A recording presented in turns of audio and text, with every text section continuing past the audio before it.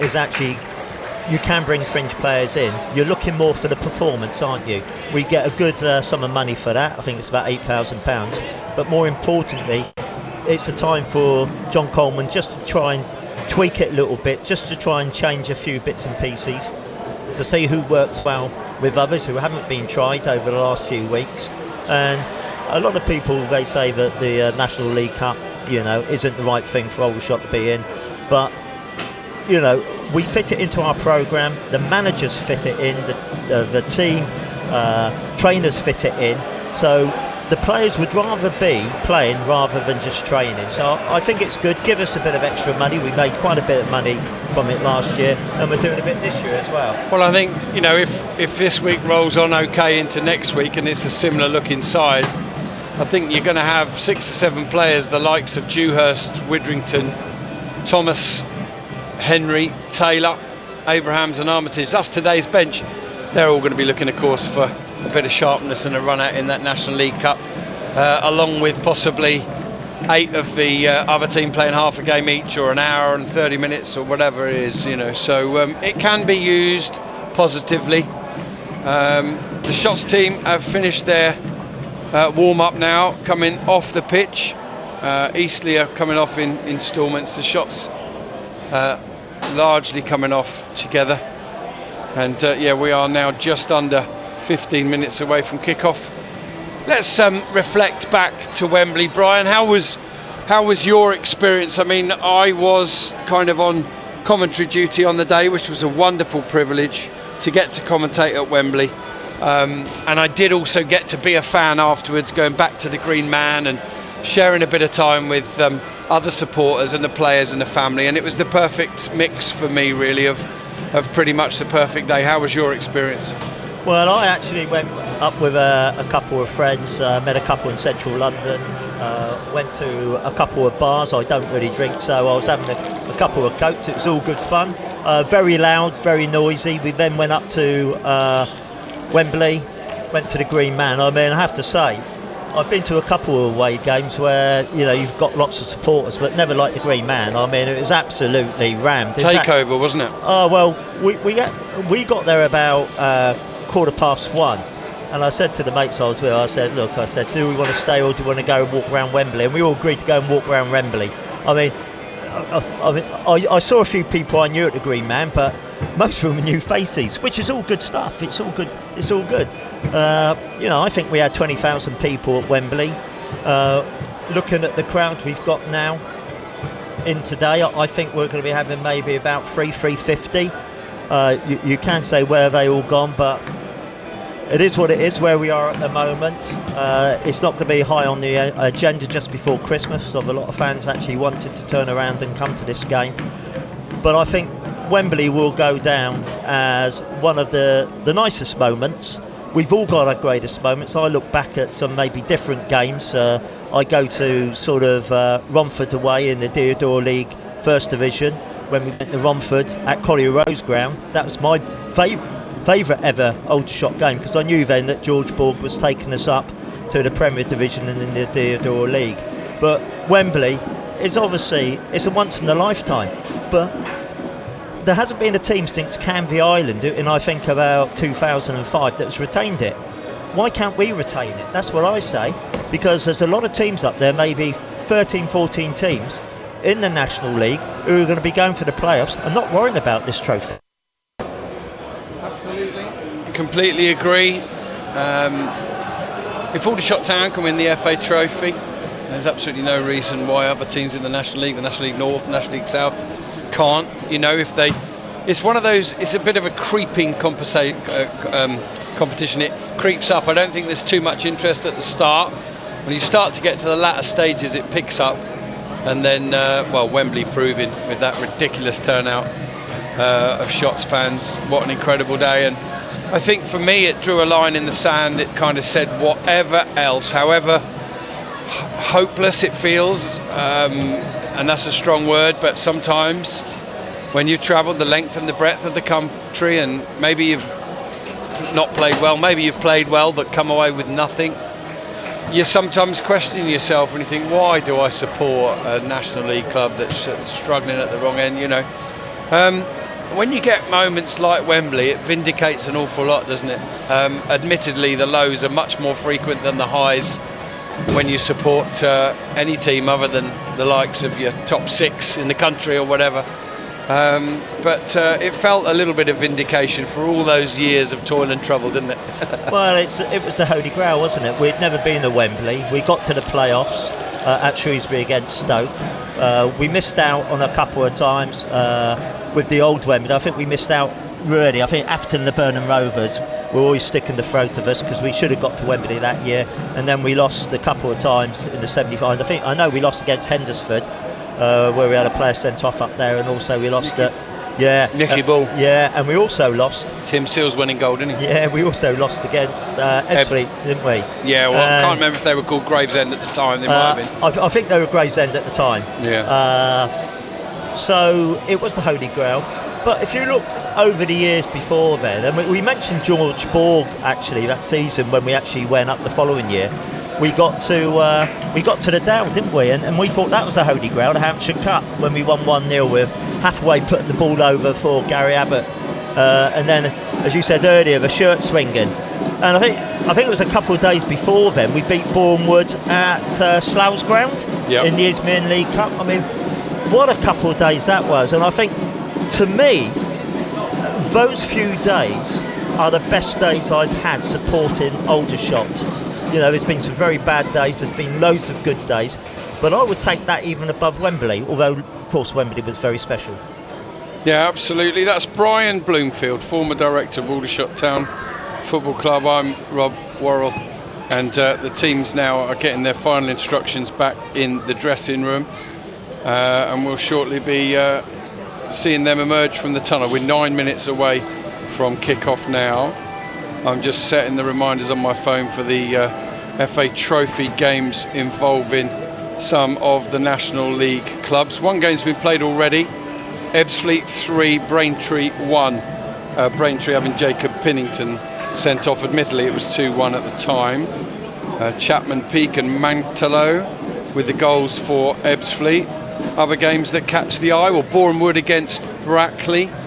Bournemouth having a terrific run in the FA Cup. What's to say they can't do it in the FA Trophy as well. York City, where we sat 2 weeks ago today, away to Clitheroe in the FA Trophy. We'll be hoping to cause a bit of an upset. Obviously Eastleigh against Aldershot here, Halifax Town at home to FC United of Manchester, Forest Green at home to Western Supermare, Gateshead against Morecambe, or Maracambi, if you've seen that Peter Crouch podcast. Harborough against Carlisle, Hartlepool at home to Anstey Nomads. Rochdale flying high in the National League away, they'll be glad about that, to Leamington. Did you want to come in, Brian? Did you want to say something? Yeah, I was going to say, I think the tastiest round or match that I can see there is Walton and Hersham v Sutton United. I mean, almost a local derby. Walton and Hersham riding sky high, I believe, in the Southern Premier South. Yeah. Sutton on a very good run, as we know, and we go there in just over 2 weeks' time. I think that's the tie of the round. Be interested to see the attendance there. I think that would be close to 1,500, which would be very good for Walton and Hersham. Yeah. We've also got Tamworth against Boston, which is an all-National League encounter, and Boston will keep an eye on because the shots go there next week. Southend against Truro as well, another all-National League tie. Wealdstone are at home to Cheshire. Woking at home to AFC Totton. Hearing in my ears on BBC Surrey that Neil Ardley's made 8 changes today. And Yeovil at home to Maidstone. So all those games going on in the FA Trophy. And the round that we're in is the 3rd round. Hello to Mike Hudson, who's listening in from Chicago. Want any other early shout-outs? Please do drop me a message. Brian and I would like to both read out or pay tribute to a couple of Aldershot Town through and through supporters that sadly we've lost in the last few days. I had a message in from Dave Eckett, who, bless him, lost his own dad in the summer. He said, we've lost a true Shots legend and great friend who passed suddenly in Paul Moss, Mossy. Total shock to all that knew him, and that is many. I don't think anyone can believe it. Red and blue runs through his veins. Thanks for the memories, Mossy. They will live on in us. And the shots forever. Rest in peace, mate. And also, Brian, you wanted to pay a quick reference and tribute to another former shot who's passed. Yeah, very sad to hear the passing of Dave Tomlinson, who was at the club basically for some region of just over 44 years. I mean, a wonderful man, a great individual, passionate Aldershot supporter. Joined the ground staff here at the council, I believe, in about 1966. And I always remember his last match. He got a standing ovation from the whole crowd coming out onto the pitch. I think a lot of people at the time didn't realise when we started again in 92-93 that actually Chris Tomlinson was his son, and Chris actually played that first season, was our aerial presence with Stevie Stairs up front, although Chris was a defender. And Chris actually played in the last game at Cardiff as well. So a lot of history in Dave Tomlinson's family. We send our deepest respect and regards to the Tomlinson family. Dave was a wonderful man, and to all you shot supporters who have lost family and friends recently, you know, our heartfelt sympathy goes out to you. Thank you very much indeed, Brian. Glad we were able to fit in those two tributes. Here come the teams as the FA Trophy for Aldershot Town is about to kick off again. Just some 6 months or so after, 6 months and 2 days after they became FA Trophy champions at Wembley, beating Spennymoor by 3-0. Today they begin that defence. A tricky looking tie it is, away to Eastleigh, Hampshire neighbours, who of course the shots have played many times over the last 11, 12, 13 years, not just in league but in various cups as well. And without going into finer detail, the shots don't have the best record against Eastleigh. They have won here though, and they won here 3-0 under Mark Molesley 4 years ago, and they also won here a couple of years ago on penalties in the FA Trophy.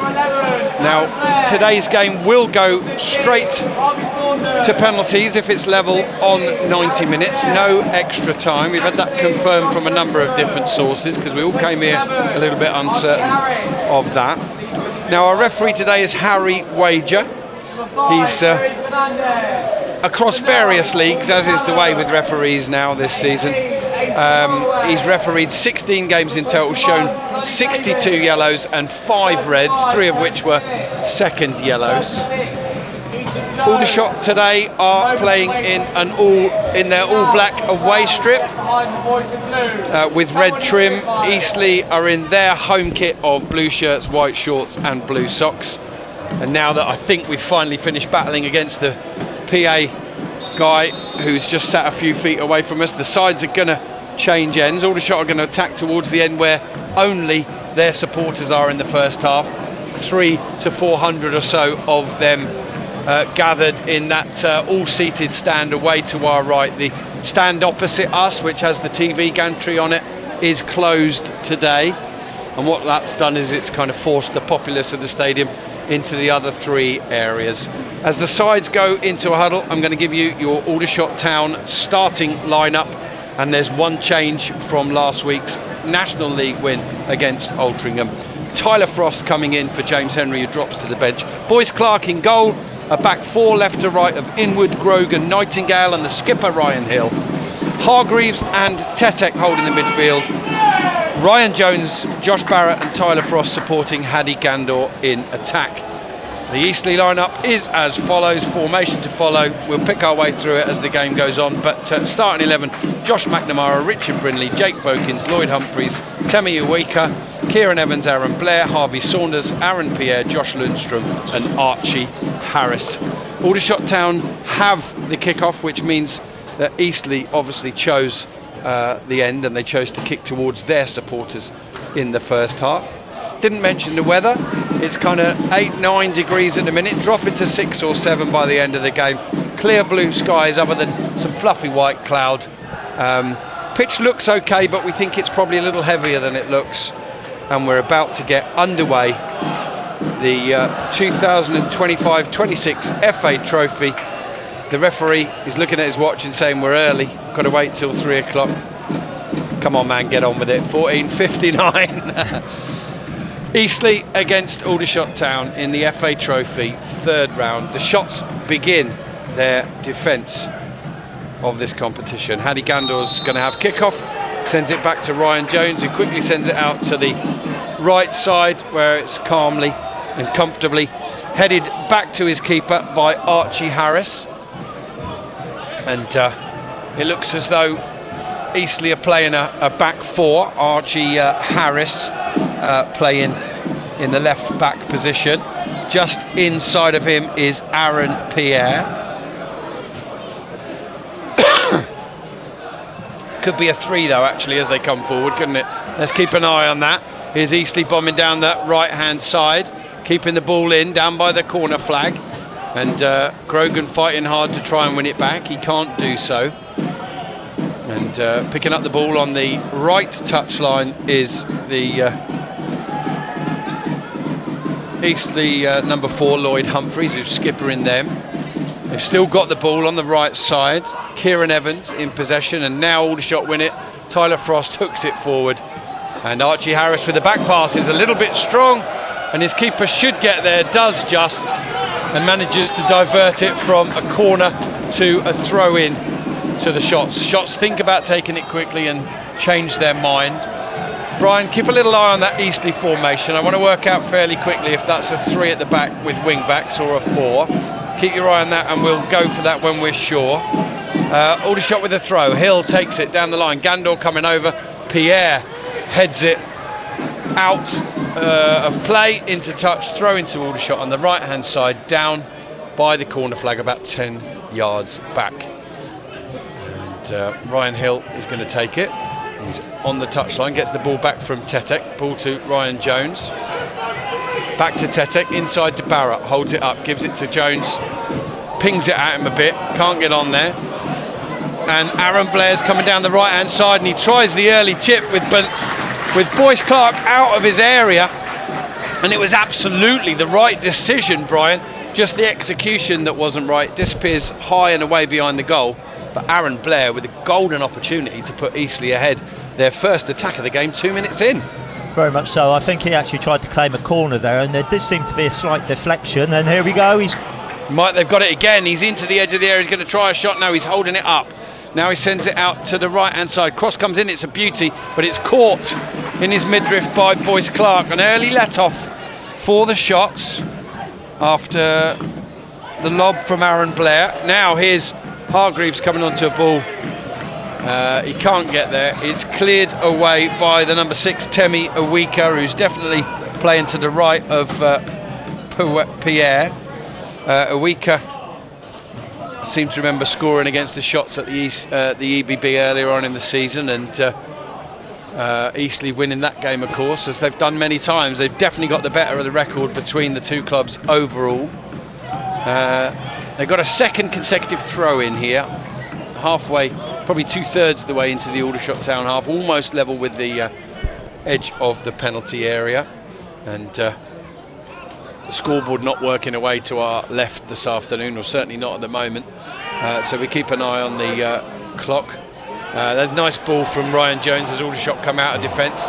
Josh Barrett pings it out to the left side, where Tyler Frost picks it up. Jones starting on the right, Frost on the left. Frost sends it in, cut out and put behind by Eastleigh, and the Shots have their first corner of the afternoon in front of 400 or so Shots fans away to our right, and Barrett conducts the orchestra before he goes to get the ball. Brian Bloomfield. Well, we're playing very direct at the moment, but both teams are playing quite direct. I have to say it's to and fro both ends. I think we're in for an exciting game here, Rob. There's no pussyfooting about. Everyone's going for goal, and let's see if we can pick up on something here. Right, set piece, corner for shots. First again, whipped in by Barrett, headed away by Eastleigh. It looks like they'll be first onto the loose ball as well. They are indeed, through the number 7, Kieran Adams. He plays it forward, up towards Blair. Blair dummies the ball, which allows Hill to put it into touch, and Eastleigh have a throw in on halfway. If you joined us late, it's 0-0. We're 4.5 minutes in here. It's 0-0, and we paid tribute just before the game to Mossy and Dave Tomlinson, two well-known shots faithful that sadly have passed in the recent days. Here's Eastleigh. I think it's a 3 at the back, you know. I do think it's a 3, but it's quite fluid, and they're shifting from one side to the other. So here's the keeper, Josh McNamara, sending it out to the right-hand side. Aldershot have got onto it. Frost's got it. He's lifted it forward to Haddy Gandor, plays it back into the path of Frost. Frost cleverly plays it off of the hand of an Eastleigh player into touch, and the throw-in is given to Aldershot. Frost complaining to Harry Wager, the referee, that it was handball. Make a lot of difference, really, a throw or a kick. They've got the possession on the edge of the final third, and Frost sends it inside to Hargreaves. Hargreaves finds Tetek, and he gives it back to Cameron Hargreaves, who goes back further to Grogan. Grogan tries to clear it forward, and it's actually blocked by the Eastleigh number 15, Harvey Saunders, but Aldershot then escape the trouble, and there's a little flick on. Hargreaves almost runs onto it at the very point that he could have been through down the middle towards goal, but he just couldn't believe his luck. He couldn't get a touch on it. Now Eastleigh come down the right hand side. Blair's there, Grogan's with him. Grogan blocks the cross, and it goes behind for the second corner of the game, the first to Eastleigh, and in the 7th minute it remains 0-0. First corner of the game for the home side. Brian. Yeah, it's very even at the moment. Aldershot they've got their towels up following the win last week against Altrincham at home. Looking at the game at the moment, you know, you can see that the team are well settled. They're confident in what they're doing, and this is going to be a very, very tight game, I believe. Some fading afternoon sunshine in the eyes of the left-footed corner taker for Eastleigh.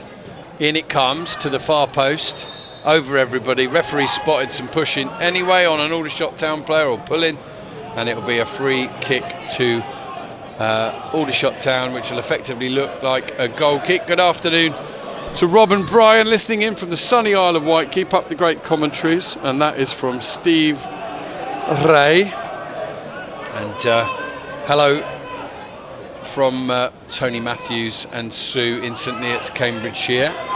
Tony's predicting 2-1 to the Shots, who have the ball now, coming over halfway with Ryan Jones. He feeds it into the path of Ryan Hill, opens up a little bit in front of him, now plays the ball into Gandor, little cushioned pass back to him, and then Hill plays it across the middle, but it's cut out. He was looking for Barrett, and the man who's bombing forward on the left channel for Eastleigh is Lundstrom. Lundstrom plays the ball out to Blair. Blair inside now, the skipper's onto the ball, Lloyd Humphreys, back to Archie Harris, inside to Kieran Evans, and then out on the right hand side. Eastleigh have got it, checking inside, but good position from Frost. He clears it away though, he's only as far as Evans. Evans, the shot is deflected, cleared away again by Aldershot, picked up again by Eastleigh. We're in the 9th minute, 0-0. End-to-end stuff here in this FA Trophy third round tie, and then some dissent from the Eastleigh home faithful as Archie Harris decides to go all the way back to his keeper. He clears forward, one in the air by Nightingale, neatly taken down by Kieran Evans, and Vokin sends it down the left side. Aaron Blair looks to keep it in cleverly by the goal line, turns and plays the ball off of Will Nightingale. Lovely bit of creative attacking play there from Aaron Blair, who's won a corner, the second in a matter of a couple of minutes for the home side. Brian.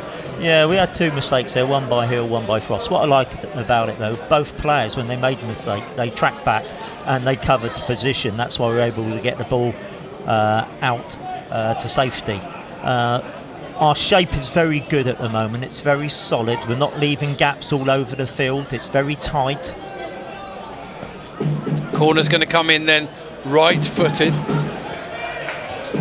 in underneath the most, a little bit of a flick on. Eastleigh will pick it up on the far side with Pierre, turns, tries to get a shot in. Aldershot very nearly with the counter attack. Now they're going to get another shot in from the edge of the area, but it's cleared away again, picked up by Evans. He's going to try a shot from distance, and it fizzes just wide on the right side of Boyce Clark's goal, goes behind, brings a bit of enthusiastic applause from the home faithful, but it remains 0-0 after 10 minutes. Brian Bloomfield. Yeah, it's. I think it's settled down now. It's like a little game of chess, really. You've got to be careful as we're coming up, because we've actually, when we've come out from the back, we've lost the ball twice, but there's a good ball forward here. Again, unfortunately, we lost possession on the halfway line. And Eastleigh look to clear it forward. It comes off an Aldershot player, Tyler Frost. It's in touch. Eastleigh will have a throw in on the right side, just 10 yards inside their own half. Shots nil, Eastleigh nil. And of course, both sides have been battling a really tough fixture list of late. Eastleigh haven't done great, but they've done better, of course, than Aldershot across the last 8 or 9 games. And both blooding in a new manager. Scott Bartlett, of course, has come up from Weston-super-Mare, who ironically beat Aldershot the week or two after he left. Here's a nice flick on. Frost in on the left side, cuts back on his right foot. It's cut out by Eastleigh, and we've got parity here of scoreline 0-0, and also corners 1-2 each. Yeah, and that was a very quick breakaway from Aldershot Town. We're very quick on the break. I think it's to do with our shape at the moment. We're moving up as a team, and we're coming back as a team. And as I said earlier, it's like a chess match, but equally to the task is Eastleigh. Yeah, Barrett's going to take this corner then, right-footed. Really packed, tight area as the ball comes in. It's punched away by McNamara, headed back in by Ryan Jones. Then there's a little double ricochet, comes out of the area again. Ryan Jones picks it up, sends it out to the right side, looking for Barrett. Can't find him. It'll find touch. Brian, you picked out Walton and Hersham against Sutton as one of the ties of the round. And it's just been stoked up even more as Obeng has put Walton and Hersham 1-0 up after 9 minutes. Wow, yeah, I wouldn't be surprised for Walton to do well in the FA Trophy this year. They've got a good squad there, top of the league.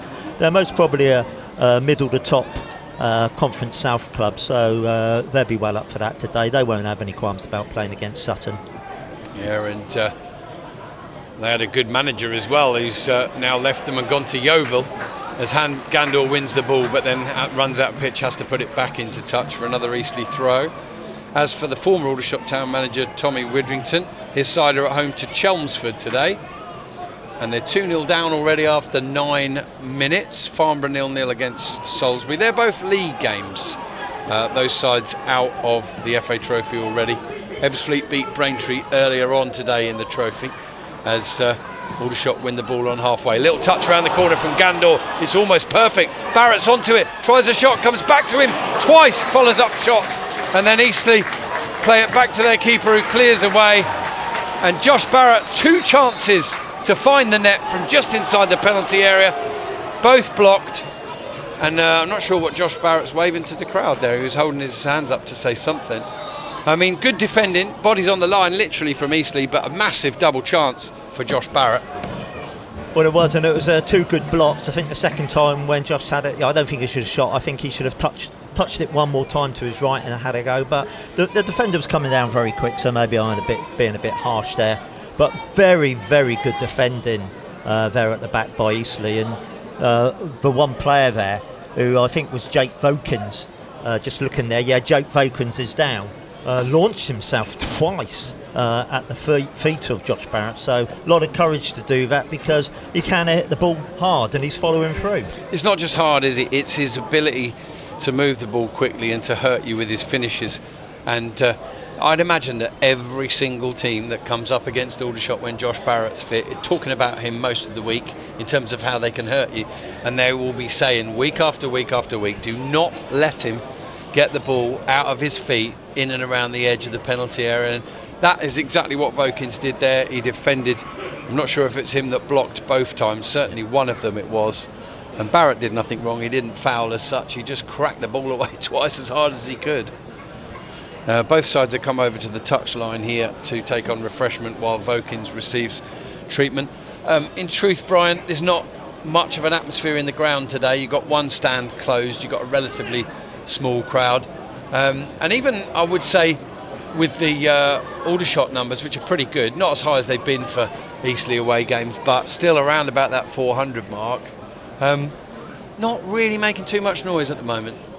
No, I think when we're on the attack, they do raise the noise level. I might be a little bit muted, by the way, by having I can hear from here. Yeah. Very little come from the Eastleigh side, as you would normally expect.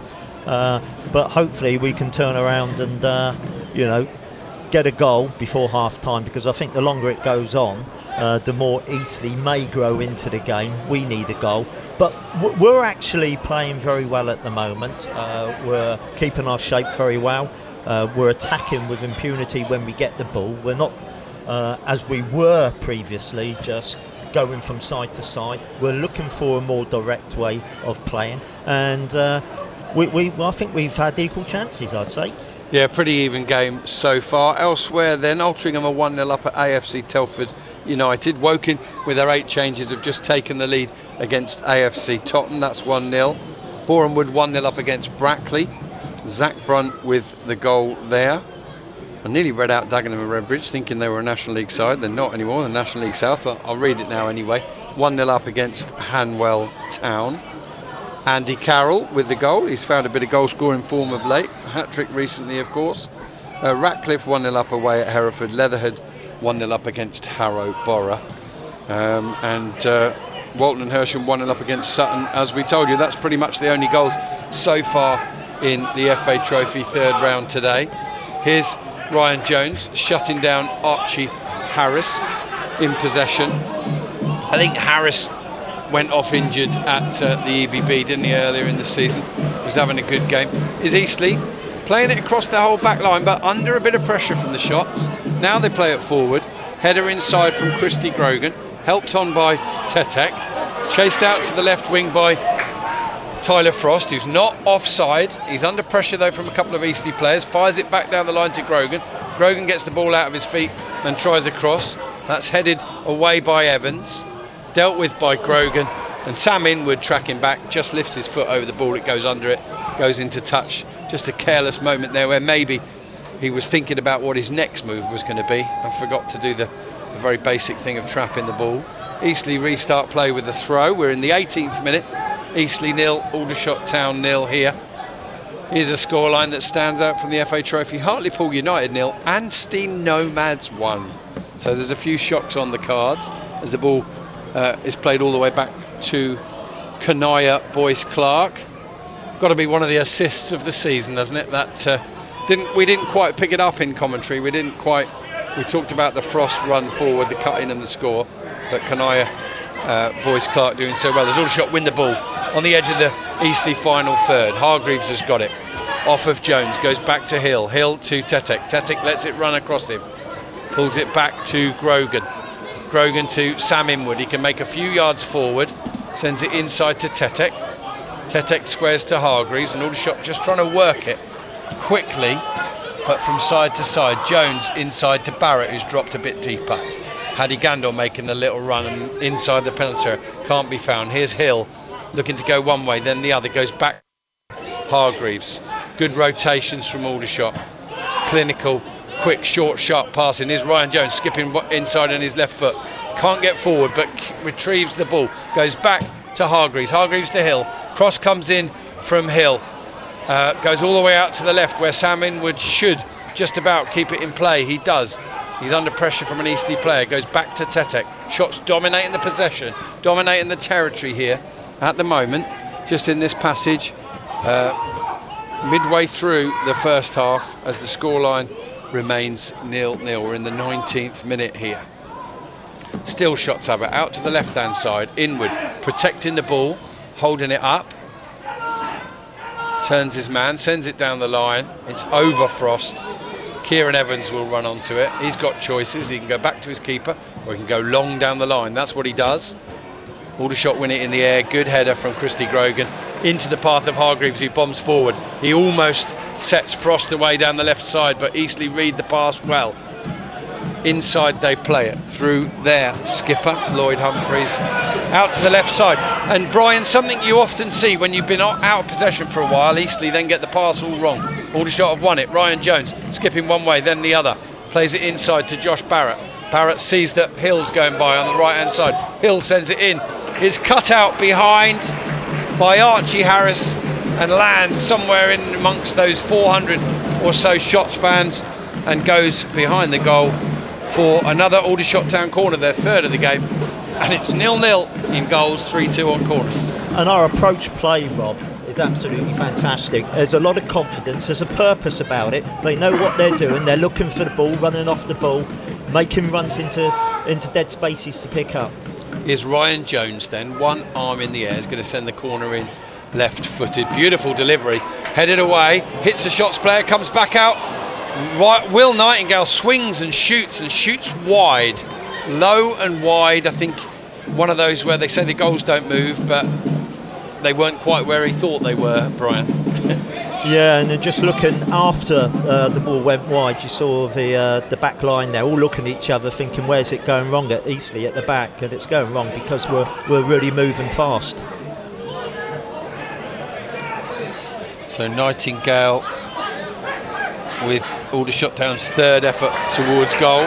Here come Eastleigh breaking lines over halfway, pinging it out to the right hand side. Cross comes in, missed by a couple of people, in fact missed by a lot of people, namely two players from each side. It drifts through the corridor of uncertainty and goes behind the goal away to our left. Goal kick to the Shots, 0-0, and we're pretty much near as damn it halfway through the first half. 22 minutes gone out of 45. And that's the first time, Rob, that a loose ball's gone across the goal. I do like the look of the centre back there, Aaron Pereira, who's playing number 16, very much in control, and showed for a very big man at the last movement. He brought the ball out very well for Eastleigh. Yeah. It is a 3 at the back, by the way. We forgot to bring that back into the discussion. Harris, Pierre and Iwika. As Aldershot are thwarted on the edge of the Eastleigh final third. They go back to their keeper. Vokins heads it on.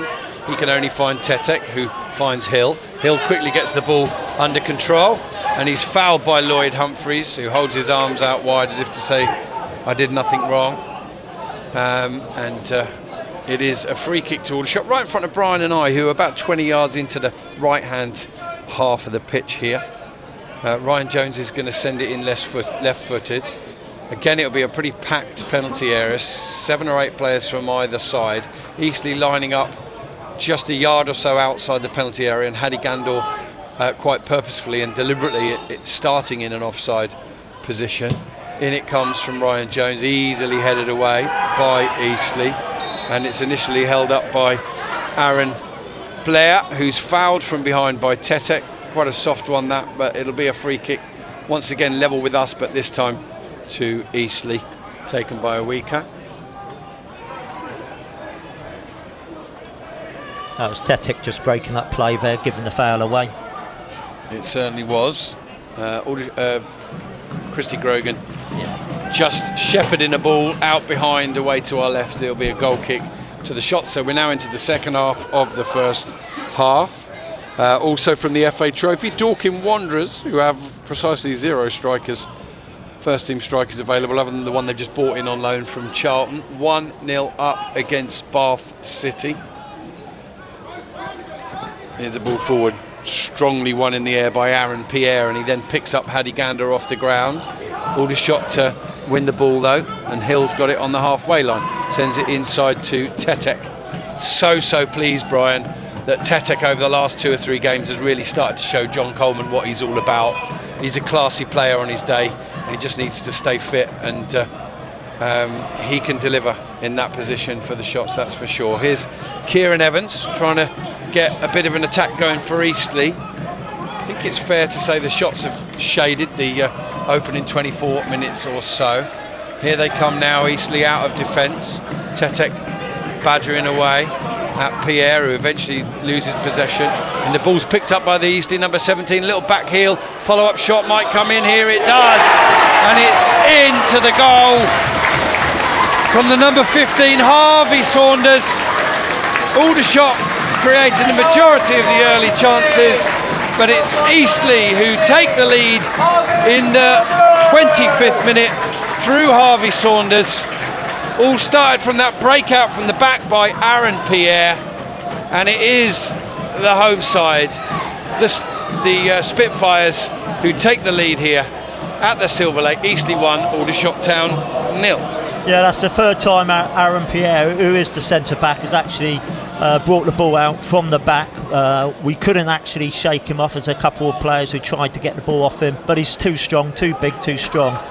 And to be fair, once Harvey Saunders got the ball on the left-hand side of the box and he was just inside the area, he actually quickly spun around, pushed the ball forward to his right, about 5 or 6 yards, and unleashed the ball into the back of the net. It was a great move. I don't think there's any real errors that have happened there in the defence there. It was a good move. You know, you've got to give credit to Eastleigh for that. Yeah, Boyce Clark beaten low and to his right. And the shots, well, you don't get anything for dominating possession and territory, do you? It's all about goals scored for and against, and they find themselves behind again. I've seen it so many times over the years with Eastleigh. They've not looked a particularly impressive side, but they've kind of nudged their way to wins and got themselves ahead. They're onto the ball again here. Aaron Blair on the left-hand side. Give and go. Can they keep it in? They pull it back, and it's whipped towards goal by the same player. And I don't know how he's missed the target, Brian. He's running in at the near post. Maybe it's deflected behind, is it? It's deflected behind. It's another corner, yeah. How many times have we been here and at the Rec EBB Stadium, and they've managed to grind out a draw when we feel we could have won, or more importantly, Eastleigh have actually won the match. They've certainly got their towels up at the moment, but we're actually, as I said earlier, we've got a very strong, solid formation, and we can come back into this. We've got to just keep our heads up as they're about to take the corner in front of their home fans. Yeah, I didn't quite see who got a touch on that, but I think Saunders thought that he'd scored again there, and something just carried it wide of the goal. His little whipped effort was just forced further wide by a foot or toe or something or other. It came off the body, the upper body. Yeah. And behind for a corner. Referee having a word with players from both sides about pushing, holding, infringements. Such a shame for the Shots that after a promising start they've gone behind yet again, but a long way to go in this one.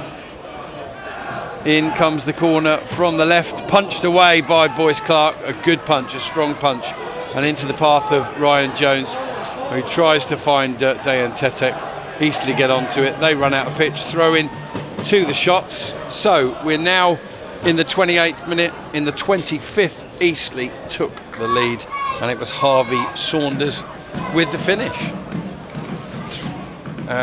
Keep you abreast of those other games in the FA Trophy as and when we get score lines.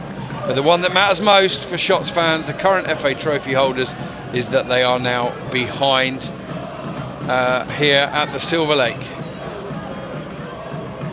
Well, it was a good goal, Rob, and you can take that away from Eastleigh, but also, you know, we're playing well, the Shots are playing well, so we've got everything to play for. Here come Eastleigh down the right hand side with that man Aaron Blair again. Another pull back, this time cut out by Tetek. Tetek sends the ball out to Jones, who tries a little stab forward which doesn't come off. Eastleigh have picked it up again. And since the goal, Eastleigh seem to have an extra spring in their step, Brian, and that's just an example of how goals can change games, how confidence can flood through your veins because the game's going well. And here comes, is it a weaker this time? That's where they're dangerous. That's where Aldershot don't seem prepared, when the centre-backs come out with the ball from the back line.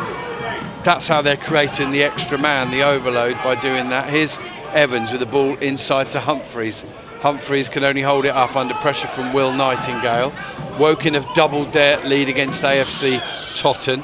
Good afternoon to Colin Hayden, listening from Tenerife, and joining us in commentary, but not to great news there, as the Shots have gone behind after 25 minutes. We're now approaching 30. The ball's in touch on the halfway line, throw in to the Shots.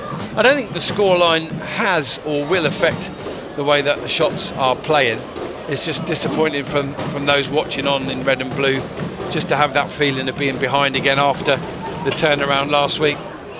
Yeah, you mentioned, well, we did mention about the fact how it just changed on that goal. Just before they scored that goal, Eastleigh, I looked at their players and they seemed to have their heads down. They didn't seem to have much confidence. And as you say, it's just a goal has changed everything. Here's Ryan Hill sending the ball out to the right-hand side to Ryan Jones. Comes back on his left foot, sends in a cross. That's headed on and away. Barrett will pick it up on the far side of the penalty area. He's just inside, squares it across. That's stabbed away by Eastleigh and then volleyed clear, and should go all the way out to Christy Grogan, who may end up going all the way back to Boyce Clark. He does indeed. Boyce Clark sends it out to the right side, where it's kept in by Ryan Hill.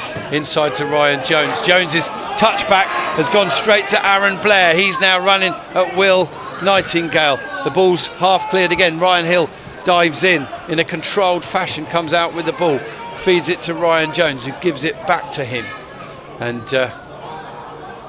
it remains Eastleigh 1, Aldershot 0 in the 31st minute of this FA Trophy third round tie. Aldershot in their own half. Will Nightingale on the ball. Forward run there from Hadi Gandor, who now checks his run, comes back again, and they appeal for offside, and the assistant referee puts his flag up, but didn't look offside to me, Brian. Well, I couldn't see that because he actually came forward before the ball was kicked. He came and he checked his run and went back. But to be fair to Pierre was very unhappy that the flag didn't go up, and then I think the assistant referee was just doing what they often do and wait until the player has a touch on it. Yeah, I think it was a poor decision, that one. Here's a ball forward, well held by Aaron Blair, then he's slightly outnumbered, but he comes away with the ball. Lundstrom's got it, feeds the ball out to Vokins on the left side. Vokins clips the ball into the penalty area. Saunders is there. Christy Grogan manages to put it behind. It'll be another corner to Eastleigh, their fifth of the game. And in terms of overall gameplay, certainly they've been the better side since the goal, Eastleigh, and therefore I would probably concede it's a pretty even game now. But yeah, very much in so. terms of the scoreline, of course, it's the home side who lead. No doubt the Shots were the better team until Eastleigh scored, but that's not the first time I've said that in commentary here at this ground. Yeah, very, very important there in that attack. Aaron Blair, who's not particularly the biggest player, was very sort of good at shielding the ball with his weight. Harbour 0, Carlisle 1 in the FA Trophy. Again, the referee's going to have a word about pushing and pulling. I wish they didn't do it. I wish they'd just let it go, and if somebody's fouling, give the free kick or give the penalty. It just wastes so much time, Brian. It's unbelievable. In comes the corner. It's behind off of Humphreys, and it will be a goal kick to the Shots. And Ricky Cope, aka Pugs, is listening in. He says R.I.P. Dave Tomlinson and Paul Moss as well. Lovely to hear Brian Bloomfield back on the radio. Come on, the Shots, we can pull this back. We certainly can, Ricky. We're playing well. We've got our heads up. It's end-to-end stuff, and it's early days still. Here's a ball forward from Nightingale. One in the air by Pierre against Gandor. When they're man-to-man against each other, it's a bit of a mismatch. Pierre's got the height, got the physicality. Here's Sanders, 15 against 15. This time it's Christy Grogan that prevails. Gets there first and sends the ball into touch. And Christy Grogan's a brilliant addition to the squad, Rob, there's no doubt about it. I think that's 4 or 5 times now he's read the ball very well and managed to cut it out. Yeah, certainly settling in quickly and well into this Aldershot Town backline, this very new looking Aldershot Town backline with Boyce Clark in goal and Inwood on the left, Ryan Hill dropping back to right back, and Will Nightingale and Grogan in the middle. Here's a ball flicked on, headed away by Grogan. Follow up shot from Kieran Evans. He's leaning back, he's always going high.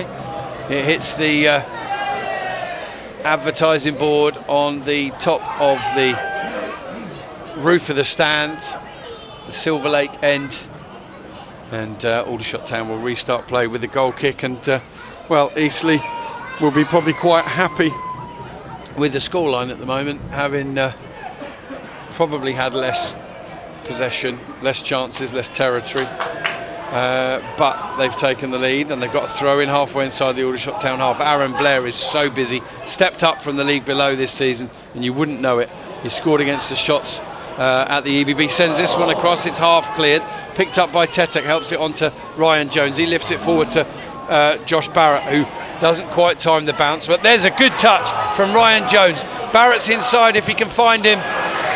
The cross is cut out by a weaker, and it goes behind for a corner to the Shots, their fourth of the first half at the other end. 35 minutes gone. Eastleigh 1, Shots 0, but Shots have got another corner, Brian. Yeah, that was a very quick movement forward. The weaker, though, came across from the other side of the pitch to clear that ball from Gandor. Fingers crossed we can get Ryan Jones to give a good ball in front of our own fans. Okay, in comes the short corner from Jones to Frost. Frost sends it back in, little back heel, half a swing of the boot from Gandor, but he can't get it under control, and then Ryan Hill battles hard against Aaron Blair and prevails and sends the ball all the way back to his keeper Boyce Clark, who's fed Ryan Jones, and another set piece comes and goes for the Shots, Brian, without too much threat for the opposition. Yeah, I think it was Tyler Frost tried to actually flick the ball back and it didn't work, but we've got the ball in the middle now again, another good attack. 50-50 win by Hargreaves, feeds Barrett sends it in. Ryan Jones almost in on the edge of the area. It's just cut out by Eastleigh, living a dangerous line at times at the back, and then eventually the ball's in touch off Tetek, throw into Eastleigh just inside their own half. Yeah, I think there's been 3 or 4 times there, Rob, where we've been in attack and the ball has just not quite gone right for us as then. 2 or 3 areas on the front there that it could have gone better for us. Yeah.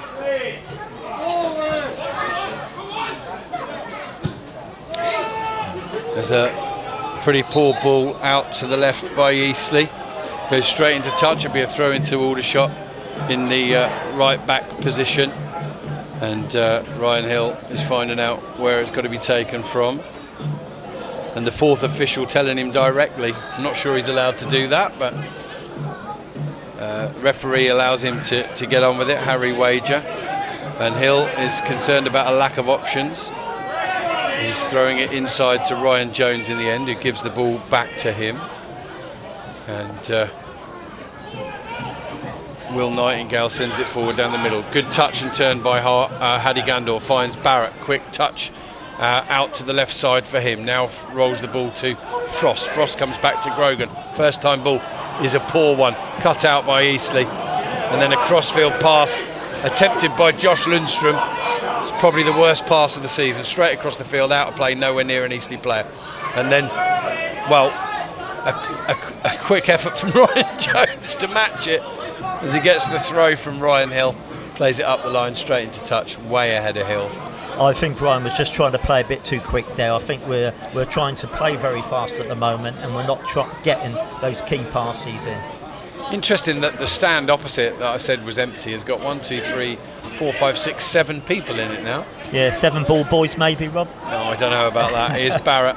They don't look like that. They're in groups of 2 and 3. And anyway, Aldershot trailing in this one, trailing in the competition in which they are the current trophy holders. They won't want to go out at the first attempt. Here's Ryan Jones sending the ball out to Ryan Hill on the right hand side. Ball in now, looking for Gandor, but it's short of him and wide of him, and he slips, and the ball's been picked up by Kieran Evans, sat just in front of that back 3 and pulling all the strings. Oh, beautifully cut out ball by Christy Grogan, and with one touch feeds it straight to Tyler Frost, who's quickly running down the left hand side, finds Barrett skips inside, or gives it back to Frost. He's not offside, squares it across, and it's a driven shotgun cross that just literally whizzes past the goal, no more than a foot or 2 out, carries on its journey, and eventually ends up behind the goal for a goal kick to Eastleigh. Aldershot looking dangerous, looking like they've got goals in them, but they can't find one yet. Brian Bloomfield. Yeah, I'm very confident that we can get back into this game. We're still in it, 1-0 anyway. But as I said earlier, Rob, again that movement started by the left back position with Christy Grogan intercepting the ball brilliantly, read the ball, played it forward, and I think that was maybe our best chance. That's it. Yeah. Definitely our best chance of the game, that Excuse one. me. So I'm really pleased with the way we're sticking at the task in hand. Great stuff. That's Brian Bloomfield. I'm Rob Worrell. We're bringing you FA Trophy action from the third round. The first, of course, that these teams are in at the Silver Lake. Eastleigh 1, Shots 0. We got just over 5 minutes until half time. The Shots trail by a goal to 0. Gandor is fouled by Pierre. Altrincham have doubled their lead at Telford. Brackley have equalised at Boreham Wood, and Harry Cardwell it was that put Southend 1-0 up against Truro. Back on loan from Forest Green at Southend, where of course he had he was a popular favourite before that. Ryan Jones, bang level with Brian and I, 20 yards or so inside the Eastleigh half, is going to send in this free kick. Once again, Paddy Gandor's starting in an offside position. In it comes from Jones. Looking for Frost. Frost gets up, gets a head on it, falls awkwardly, claims a foul, nothing given. The ball disappears behind the goal away to our right. And, frankly, Brian, as much as we've said that the Aldershot team look together, they look lively, industrious, they look dangerous, the one area that I think is not becoming of them at the moment is a set piece. Is set piece after set piece, corner after corner, free kick, nothing's happening from it, and it's all too easy for Eastleigh to defend. Yeah, 100% agree. And I think one of the biggest problems we have with set pieces is our height. Yep. I just think we lack it. So they need to be more creative with other ideas, don't they? Here's Nightingale in possession, feeds it out to Grogan. Grogan quickly finds a bit of room on the left. Frost is definitely offside on this occasion, and he was well offside, and I don't think we've got any complaints about that. Big frustration from Barrett, from Gandor, from Hargreaves and from Jones, who were all getting forward to join that attack. Josh Barrett now puts his thumb up to the assistant referee who had initially berated. Aldershot just at times doing one or two things a little bit quicker than their current quality allows. Here's Nightingale winning a header. Evans with a second header into touch. Aldershot with a throw in 15 yards inside their own half. Might be 10 by the time Sam Inwood has finished wandering up the line. Sends it to Tetek. Tetek turns inside. He's fouled. Number of cheap fouls given away by Eastleigh in the last few minutes, Brian. Nothing more than that. Not yellow cards, but I'd say probably not yellow cards at this stage of the game, but they will be in the second half. I think they know that we're... Ryan Jones dispossessed. Hargreaves comes to the rescue. Come back to you as Nightingale sends a ball down the right side. I don't think Barrett is offside. Drives it across, and it's cut out by Pierre behind for a corner. Both sides now with 5 corners in this first half. Can the Shots put themselves level in what I think it would be deservedly so if they could, Brian? I think so. And what I was about to say there is that I think they're giving away cheap fouls Eastleigh because they know how quick we can move the ball forward, and they're trying to break the play up, which that just proves. Absolutely it does. Ryan Jones coming over to take the corner for the Shots, who trail by a goal to 0 in the competition where they are the current holders, the FA Trophy. Shots fans in good voice now over on the far side. In comes the corner from Jones, headed away again by Iwika, I think, and then Barrett has a touch, but so does Aaron Blair, and Blair gains possession for Eastleigh. Vokin sends it down the left side. Grogan wins it in the air, but he can only find Lundstrom. Lundstrom to Evans. Eastleigh realise they've probably got a man spare on the right side. They find him now, Iwika. Aldershot back into a much better position and force Eastleigh back across the halfway line. It's Gateshead 0, Morecambe 2 in the FA Trophy. 2 goals in 2 minutes for Morecambe, or Morecambe, if you've seen that Peter Crouch podcast. Aaron Blair again doing good work in the left channel. He's not just a finisher, is he? He's a very hard worker. He's a hustler, Rob. He's a hustler. He's hustling all the time. There's no doubt about it. And he's really causing us problems on that byline when he gets up there. Yep. Throw in from Eastleigh. Little touch back from Humphreys. Hill gets a touch. It goes into touch. Vokin's not happy. Shrugs Hill's arm away. But he's got another throw in. The referee just comes over to Hill and says, keep your arms down, I think. Something along those lines. No yellow cards that I can remember at the moment in this first half. Not yet, no. No. Here's a smart take and turn from Lundstrom. Squares it across the middle through Humphreys. And the ball's then intercepted by the shots. Tetek doing well there. And switch of play from one side to the other. And now Sam Inwood's got it on the halfway line. He wants to come forward but can't. Has to go back to Christy Grogan. He'll give it back to him now. Looks forward again, Inwood. And comes inside himself this time. And then goes back to Grogan. Not ventured too far forward, Inwood at times. He's now venturing into a good position out on the left-hand side if they can find him. He's unmarked. Christy Grogan chips it up there looking for him. Frost can't win it in the air against Iwika.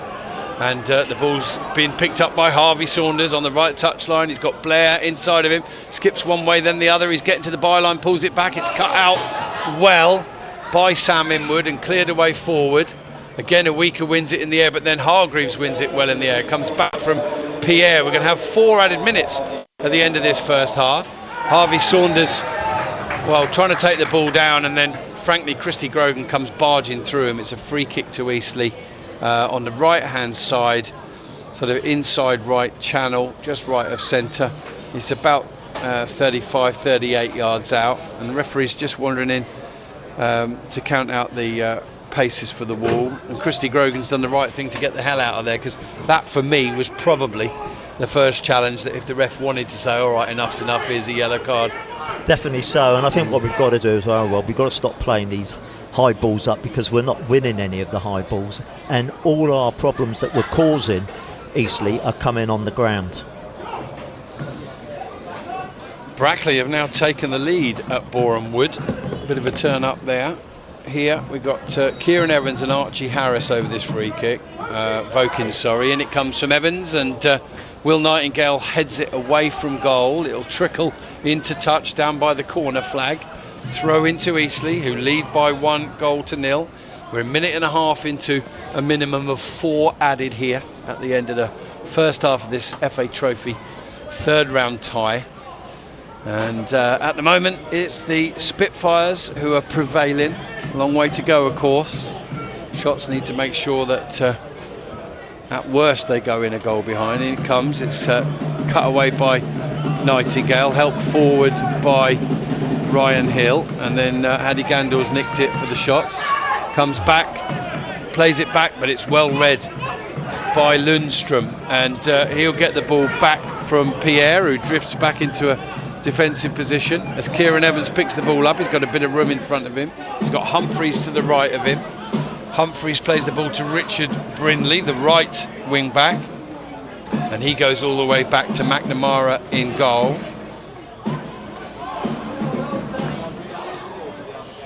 And well, meanwhile Aldershot have won the ball on the far side. Inwood's cleared it into touch. I thought he might have been just fouled by Blair, but nothing given. And no complaints from Inwood, so throw into Eastleigh, who are just where they'd want to be at the moment, a goal up and in the right half of the pitch. On the right hand side, Brindley takes the throw to Blair. Blair tries something, presumably trying to get a touch off a shots player and win a corner. Doesn't come off, goes behind the goal away to our left. It will be a goal kick to the Shots. Eastleigh 1, Aldershot Town 0. And Eastleigh are just going to try and see this out now. They're quite comfortable the last few moments, last few minutes. Certainly are, as Boyce Clark steps forward to take this goal kick for the Shots. One in the air by Iwika. Tetek sends it back. Frost sends it forward. Iwika sends it back. Inwood's now got it, just inside his own half. Scunthorpe have taken the lead against Peterborough Sports, and Southend have doubled their lead against Truro. Here's Nightingale fizzing the ball across the back line on the halfway, finds Inwood. Inwood up towards Gandur. Iwika goes to ground and clears it away. Can only find Tetek. As the game goes on, I think Eastleigh have got more to grips with Aldershot's shape. There's a foul by Ryan Hill. Lundstrom gets up, takes it, fantastic player in his time, was really going well, of course, at Altrincham. Got a big move to Oldham. Spent a long time out injured there, and he's found a new home here at the Silver Lake. The referee's had enough. Yeah. The Eastleigh free kick won't take place. It is half time, and it's the Spitfires who lead by a goal to nil. The goal coming in the 25th minute. Aaron Pierre breaking out of defence.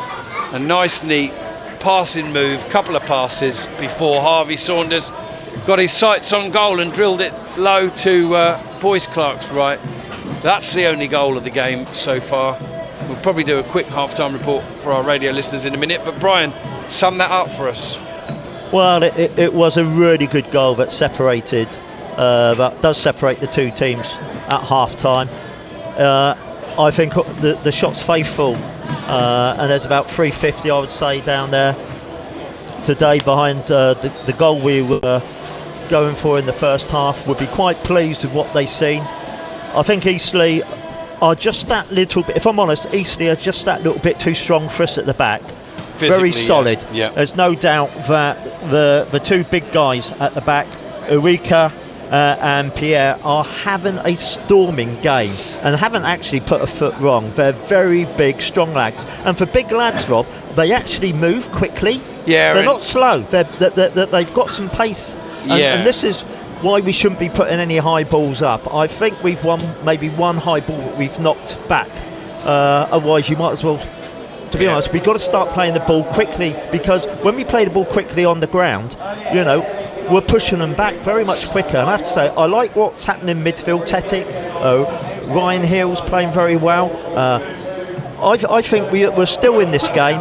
I think as long as we come out in the second half, we get our heads up and we keep our shape, because that's what we've been doing, keep our shape. I think we're still in this game. We're well in this game. We can go on and get a result from this. Very impressed, I have to say, with the way that Christy Grogan's playing. I would say 6 times he's actually intercepted the ball, reading the game very well at the back. Brilliant. Thank you very much, Brian Bloomfield, former director of Aldershot Town. The shots bench, if John Coleman should choose to reach for anyone off it in the second half, has Dewhurst, Widrington, Kwame Thomas, Henry, Archie Taylor, Abrahams and Will Armitage. Eastleigh only have 6 subs today, but they include Louis Fernandez and Paul McCallum, amongst others. So a long way to go here, but half time, 1-0 to Eastleigh. That's it from myself and Brian, other than a half time report to radio potentially very soon, and any other mention of any other late goals in the FA Trophy elsewhere, one of which is AFC Fylde winning 1-0 at Solihull Moors. Solihull Moors come to the EVB in a couple of weeks' time, don't they? Maybe 2.5, whatever that is, the 3rd of January. And, we'll speak to you again in 10-12 minutes or so, listeners.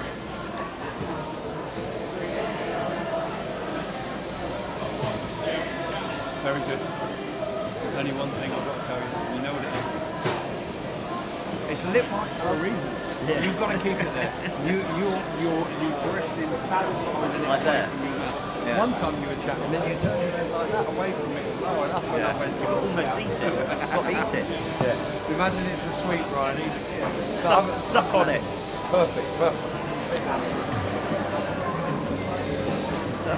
Oh yeah. Just realised I better keep my ears on, because they might come from the after. Please get your 50-50 tickets ready as we're about to announce the winner.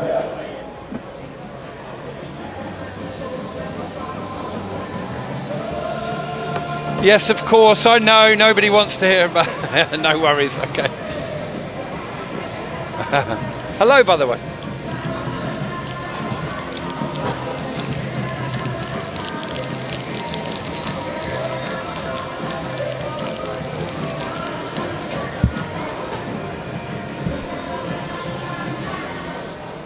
The This afternoon's 50-50 winner is ticket number 57002. That's ticket number 57002. Congratulations, you've won yourself £167.50. Please go and collect your winnings from the club shop. Thank you, congratulations once again.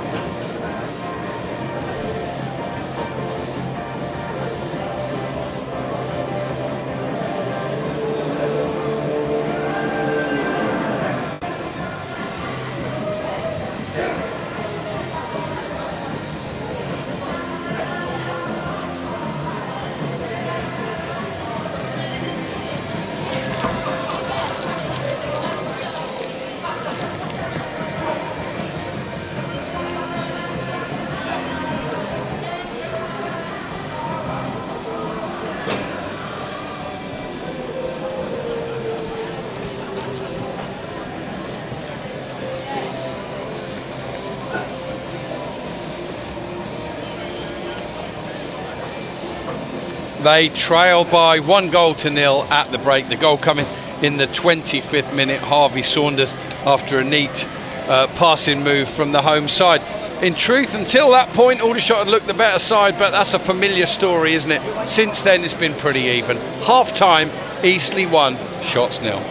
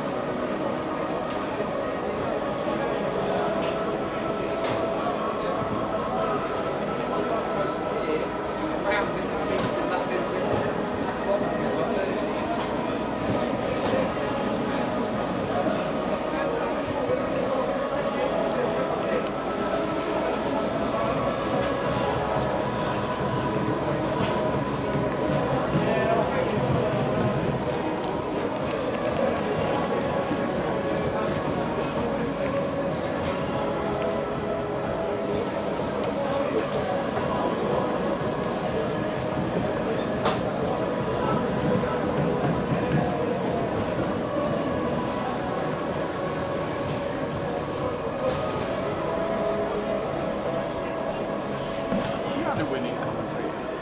Won the first game, wasn't it? Did you win at Maidstone away? Harrogate? I think we won that. I did Harrogate and Maidstone. Well, York didn't expect anything. We only do away games, so the chances are pretty bloody poor. It's done about 6. Never won. Yeah, but it's been away. Huh? Away. Yeah, mostly. Well, the odds aren't that great. A couple of them though were away in the FA Trophy. Yeah. Teams away below us. Bishop Stortford and East Surrey. Oh, bloody hell. We got beaten 4-0. Yeah. That's embarrassing.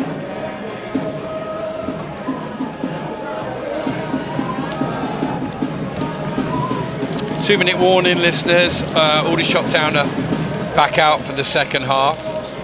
Still await the Eastleigh team, and they're on their way now, and the referee.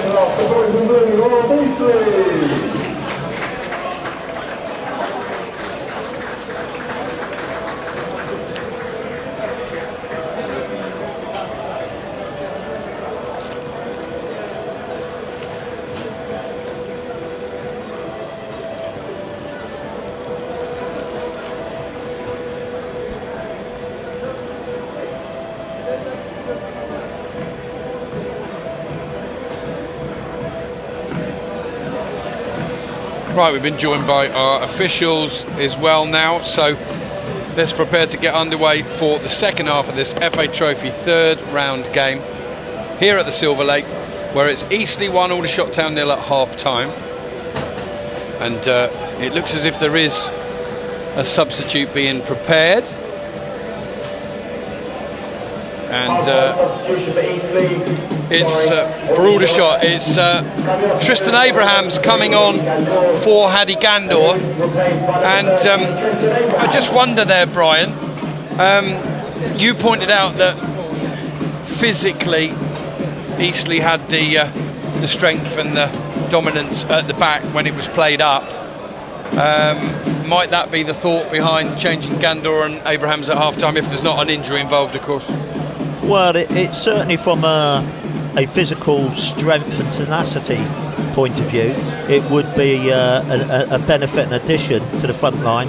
All right, let's get underway here then. Sorry, Brian, for the second half. Eastleigh 1, Shots 0. The Shots with that one change. Might be the first time I can remember John Coleman making a tactical change at half-time, but I might be proved correct on that.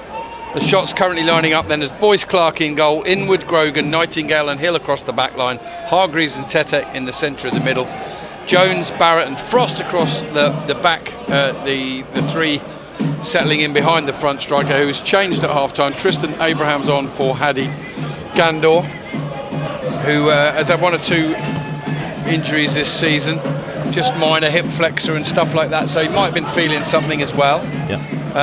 Or it could be tactical, just for a bit more physical presence up there for the Shots.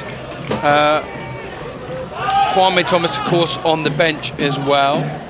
Here's Frost, just in the left-hand channel, goes back to Hargreaves. Hargreaves runs out of options, comes back to Inwood. He sends it inside to Christy Grogan, making his second start on loan from Stockport County. And Nightingale comes forward, and there's a leave by Abrahams because he thought Barrett might run onto it, but it ran past them both and through to the Eastleigh defence, who've cleared now. Good tackle, I thought, from Ryan Jones up against Kieran Evans, but the referee thinks different, or the assistant does. Free kick to Eastleigh, 20 yards inside their own half, and they lead by 1-0 in this FA Trophy third round match. The Shots, of course, we might as well keep saying it while we can, because another 45 minutes we might not be able to say it anymore. The Aldershot Town at the moment still the FA Trophy holders, and of course they won't be able to come and wrestle it out of the cabinet or wherever it is until it's needed in the subsequent May. Back header from Nightingale here, picked up on the edge of his area by Kanaya Boyce Clark. Grogan plays the ball forward, too easily cut out by Brindley, and Evans feeds it to Lundstrom. Lundstrom wanders inside, finds Humphreys. Not the best first touch from him, but he recovers with a good second. Aldershot pressing well out of possession. Eastleigh finding that man Humphreys again, and then Lundstrom. Murakambi, aka Morecambe, 3-0 up now in their FA Trophy tie. Lovely ball round the corner from Ryan Jones, finds Barrett one-on-one against his man. Eastleigh quickly getting players back. Ball's found Tetek, edge of the area. He switches it right to Abrahams. Abrahams into the penalty area, but forced wide up, still has the ball. Finds Tetek, who rolls it back to Ryan Hill. Hill inside to Hargreaves, who gives it back to him. Hill thinks about a cross into the area, but he sends it wide again to Tetek. Aldershot seem to be able to do this bit pretty well. Can they do the next bit? Ball into Abrahams. Tries a little back flick, doesn't come off. Cleared away, only as far as Tetek. Tetek finds Barrett, edge of the area. Can he get it on to his right foot for a shot? No. As he shifts it to his right, it's well read by Eastleigh.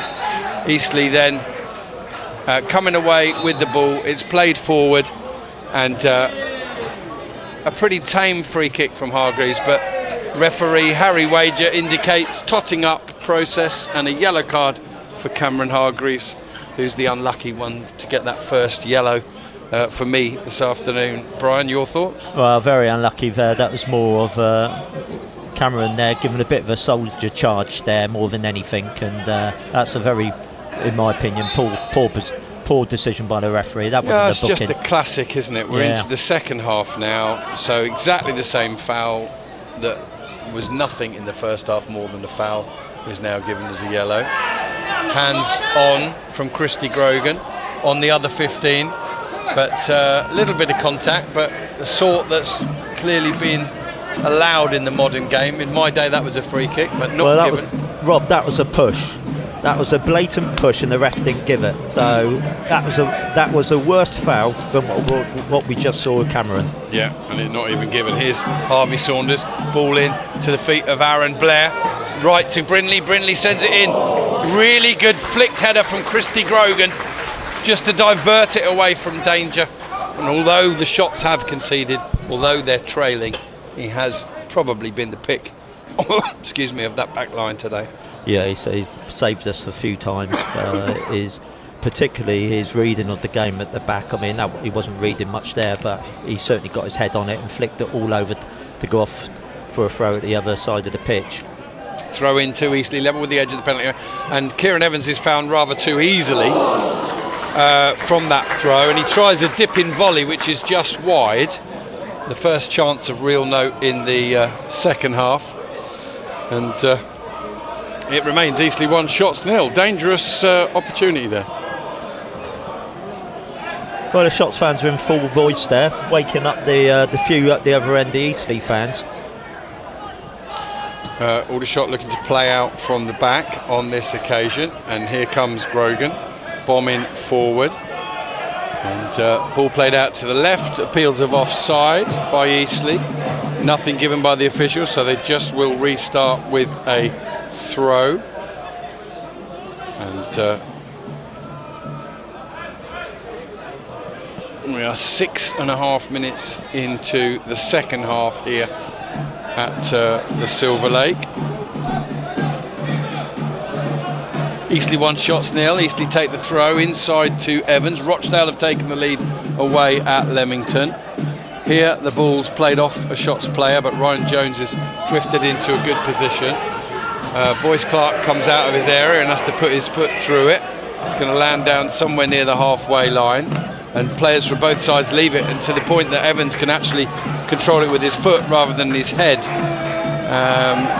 He exchanges a couple of passes and sprays the ball out to the right hand side, one in the air by Hill, who can only find Humphreys, but Barrett's ran onto it. Barrett, ball into Abrahams, he's on the edge of the box, he's going to try a shot, deflection on it, and the deflection took all the sting out of it and turned it from a save into an easy catch at chest height for McNamara. Yeah, it's a very quick attacking move from Aldershot, very good, which just goes to show that we're still well in this game. Yeah, first effort on goal from Abrahams, coming 8 minutes into the second half. And Aldershot attacking now down the left hand side. Frost has got it on the edge of the penalty area. Hargreaves arrives, twists one way then the other, gives it back to Frost. Now Frost sends it in. Abrahams tries to get a little faint header on it, but it's wide behind the goal. Goal kick, 2 efforts in 2 minutes from Abrahams. Neither really causing great excitement, Brian, but at least the shots are still chipping away, trying to get back level. 1-0 Eastleigh. Yeah, the one thing you can say is that we're actually on the front foot. As soon as we get the ball, we're looking for options. Is a ball forward from Eastleigh, go all the way through to Kanaya Clark. And Aldershot will come out, begin again on the right side. Now they quickly switch it to the left. Hargreaves into the path of Inwood. And Aldershot on halfway. The referee has blown for a foul on Ryan Jones. And I think Ryan Jones will probably hang around and take this free kick. He's tended to from this position, hasn't he, in recent games. He's got a good long left foot delivery.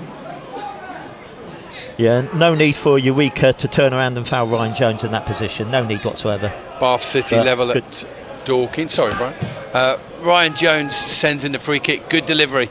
Little knockdown, cleared away by Pierre. Out to the right-hand side where Will Nightingale scurries out to collect the ball and keep it in play. Goes back to Tetek.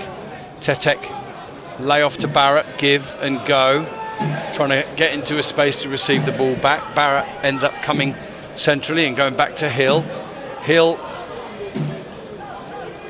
Tetek involved. Tetek with the ball into penalty area. It's cut out easily by Archie Harris. And then Abrahams arrives to try and tackle him. Cleared forward. Hill can't get onto it. Aaron Blair scampers past his man and on towards the goal and into the penalty area, and Boyce Clark goes to ground. The ball goes behind the goal and it will be a corner to Eastleigh. Very dangerous for me, Brian, the minute that Blair got that first touch and skipped away and cut inside, and gave me memories of the goal Aldershot conceded, the first goal for Altrincham last week.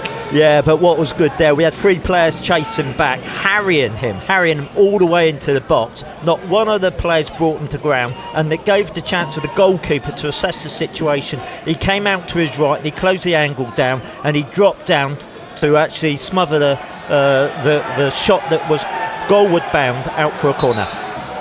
Eastleigh going to take now, and the Aldershot Town fans telling the referee that the ball's outside the quadrant, which just ends up wasting more time, so I would have just let him get on with it. In it comes to the far post, strong one-handed punch away from Boyce Clark, and then the ball wriggles through quite nicely for shots, and Tetek finds Ryan Jones. Jones spreads it out to Barrett, who's on the left-hand side. He's into the penalty area now, comes back on his right, shoots. No real power, no real curl, easy save, low down from McNamara, and another little chance, goes begging for the shots. Well, that was a fantastic punch out by Boyce Clark. Aldershot have won it again. Jones sends a ball into Frost. He's inside the penalty area, gets to the byline, squares it back, cut out behind for a corner to the Shots, who are down but most certainly not out. Brian Bloomfield. Yeah, as I was saying, a fantastic punch out by Boyce Clark. I mean, it was brilliant, and then it got to Josh Barrett just on the edge of the area, and I thought he was going to score, because when he looks back at that, you see that as a totally wasted chance. Yeah, he had quite a few last week. I'd be determined to be more clinical today. Let's hope he gets at least one more chance and get the shots back in this. A reminder that if it is all square on 90 minutes, then it will go straight to penalties. 1-0 Eastleigh at the moment. Aldershot with a corner away to our left. In it comes from Barrett, jumps, everybody misses it, sent back in, and the little clip back in from Abrahams couldn't have been chipped better into the goalkeeper's hand if he'd tried. Eastleigh on the counter-attack now. Aaron Blair holding the ball up. He goes down far too easily. Foul, I think, from Ryan Hill, who's got to watch out, because he's had a few fouls given against him now. He might be very soon in the referee's notebook himself. The referee's now gone there, and he's giving Ryan Hill a final warning by the looks of it, Brian. Yeah, just a touch on his leg there. It was a foul. It sort of off-balanced him. It's on the left touch line, only not even halfway inside the Aldershot half. It's been pushed back now as well, maybe 5 yards in from the left touch line, but it's a set piece that Eastleigh have sent their big centre-backs forward, and why wouldn't they? They've got the dominance of height back there, but Inwood and Grogan and Nightingale will look to defend the Aldershot Town back line. It's taken short into Blair. Blair's able to turn, consider his options, clips a ball in, headed away by Nightingale, picked up by Kieran Evans, spread square to Humphreys. Humphreys finds Iwika, who's up there. Oh, lovely touch inside, and then a really clumsy challenge from Inwood that makes very little contact, and referee waves away, appeals for a penalty for Eastleigh. Dangerous nevertheless, if certainly a little clumsy, Brian. Yeah, to be fair, the referee saw that. Inwood did make the challenge on Iwika, but Iwika went down very, it was a shoulder charge more than anything, and he went down very quickly. Here's Inwood in the back line now, looking to wriggle between two players, plays the ball up to Ryan Jones, holds it up. So much of Aldershot's passing is crisp, it's the control's good. The ball forward, as Abraham's beaten the offside trap here on the left channel. Yes, he has. He's to the byline, he's inside the penalty area, he's holding it up. Eastleigh getting players back onto Hargreaves, tries a shot, but he doesn't really get hold of it. Eastleigh have got it inside the penalty area. It's cleared forward only as far as Will Nightingale. He's got it, he's got his head down, there's not much movement around him. He squares it to Tetek to Barrett. Inside to Tetek, tries to ride a challenge, loses it, comes back, wins it again, finds Barrett again. Just past the hour mark, shot still trailing by a goal to nil. Barrett twisting and turning inside the penalty area, but he's got three Eastleigh players against him. Ball's won again by Nightingale, he drives forward, sends it out to the right hand side. Cross comes into beauty, is past everybody and then chested behind by Brindley. Another corner to the shots, their 7th of the game, Brian Bloomfield, and at some point they can't keep knocking on the door, they've got to stick it in the back of the net. On the door. I don't know if you saw that. Tristan Abrahams was there in the centre there and actually got barged off the ball. Could have had a shout for a penalty there. Corner is taken short into Jones, back to Barrett. Barrett sends it in first time, little flick and a miss, edge of the area, back to goal. Tristan Abrahams tries a back flick, it doesn't come off, it's cleared away by Eastleigh, only as far as Ryan Jones. He sends in another cross. Christy Grogan tries an acrobatic effort, and it goes well over the bar. 10 out of 10 for the attempt, 2 out of 10 for the execution. Behind the goal kick to Eastleigh when we restart, and by the looks of it, a tactical timeout for Eastleigh, the goalkeeper down. Well, good phase of play from Aldershot. We've certainly got Eastleigh on the back foot at the moment. And what I noticed there on those last two, after both of those last two movements into the Surrey, into the Eastleigh half, there's a lot of talking amongst the Eastleigh players, blaming each other. So they're obviously under pressure at the back there with Aldershot moving the ball so quickly. We just got that final ball. It's not happening for us, is it? Yeah, and people will tell you football is ruthless, and it really, there's not much kudos to being, for large parts of a game, the better looking team out there. Because I would say if you split the time that's elapsed so far, which is what, 45, 55, 60, 63, 64 minutes, if you split that in three, I'd say Aldershot dominated 2 of those periods and Eastleigh the one in the middle. And Eastleigh, when they were on top, scored, and that's it. It's as hard and as harsh as that, isn't it?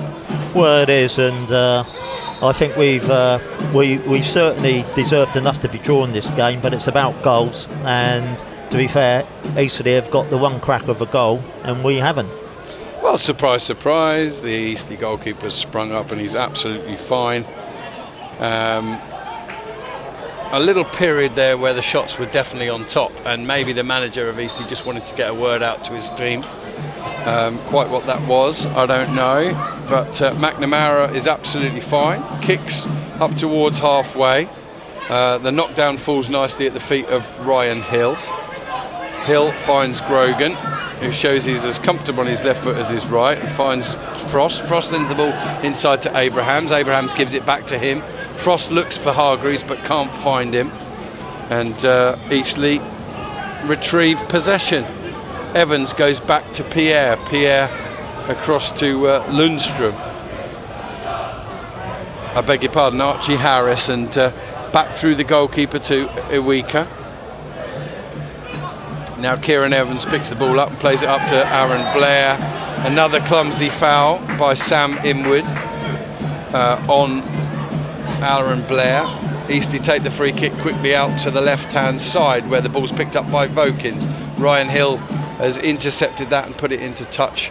Throw into Eastleigh, a third of the way into the shots half, directly opposite Brian and myself in the main stand here at Eastleigh. A reminder that a whole side of one half is closed and half of the stand away to our right is. Eastleigh have got it, cross comes in, that's blocked by Will Nightingale, into touch, throw in to the Spitfires, who are on track to beat the shots yet again. Well, I think still, Rob, this could go either way. Yeah, I wouldn't be surprised either I think way. there's one more goal in it, Brian. Yeah. I mean, we never really know, but it feels like there's one more. Either Eastleigh put it to bed 2-0 or the shots get back in, and then we're straight to a penalty shootout, aren't we, if they can? We certainly are. Hopefully that's the kind of moment we can look forward to, and not the aforementioned. But on this occasion, the ball's hammered clear and out of the ground, I think by Christy Grogan. Yeah. A new ball has been fetched, and over on the far side as Frost gets involved to bowl the ball out there, Eastleigh will restart play with a throw, and they won't be in any rush to do so, and I think we better prepare ourselves, pretty much for that with We're trying to run down the clock already. yeah, absolutely. Hartlepool 0, Anstey Nomads 2 excuse me, in the FA Trophy. All those games that Hartlepool under their caretaker manager kept winning, they made him manager, and now he's on track to lose the first two. Talking about the player whose name's escaping me, who's been there forever. Featherstone, Nicky Featherstone, that's him. Right, here's Eastleigh coming over halfway. Inside to Evans, he's got loads of room in front of him. He bombs forward, gives it to Humphreys.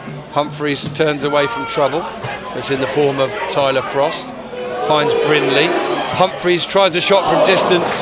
Powerful, on target, and caught by Boyce Clark. Ball out to the thrown out. Another one of his wonderful distributions straight to Abrahams. Abrahams finds Jones. Jones runs into traffic, but he keeps the ball. His footwork so quick, so effective. Now coasting down the right hand side, sends the ball in to Tetek. Tetek finds Hargreaves. If Aldershot could just get back level, they could really ignite the 400 or so fans, and they could be back and off and running again in this FA Trophy competition, where they did so well, of course, last year. Here's Frost sending in across to the far post. It's headed up and away by Eastleigh, headed back in by Barrett, half-headed clear by Humphreys, can only find Tetek on the edge of the penalty area. Plays it to Hill. Hill finds Hargreaves, back to Hill. Hill steps forward into the penalty area, tries a 1-2. Well, even the one doesn't come off. No. Keeper scurries away to his left, drops on the ball. Eastleigh have it again, and they have that other thing, that crucial thing, the lead, 1-0. They certainly did. Boyce Clark, another brilliant through ball there onto the halfway line, just over the halfway line, and well taken down by Abrahams, but 60 seconds later it came to nothing. But we held the ball there for 60 seconds. Here's a ball in, and Aldershot are out of absolutely nothing. Route 1 from Eastleigh, but Aldershot have to put the ball behind for yet another corner, and there might be 7 corners each so far in this game. Scunthorpe now 3-0 up against Phil Brown's Peterborough Sports. Bath City have equalised against Dorking. I don't know if I mentioned that one. Corner then to Eastleigh. Standard change of taker just as they're about to take it, just to waste another few more seconds. And it's Vokins who's going to take it. Eastleigh 1, Shots 0.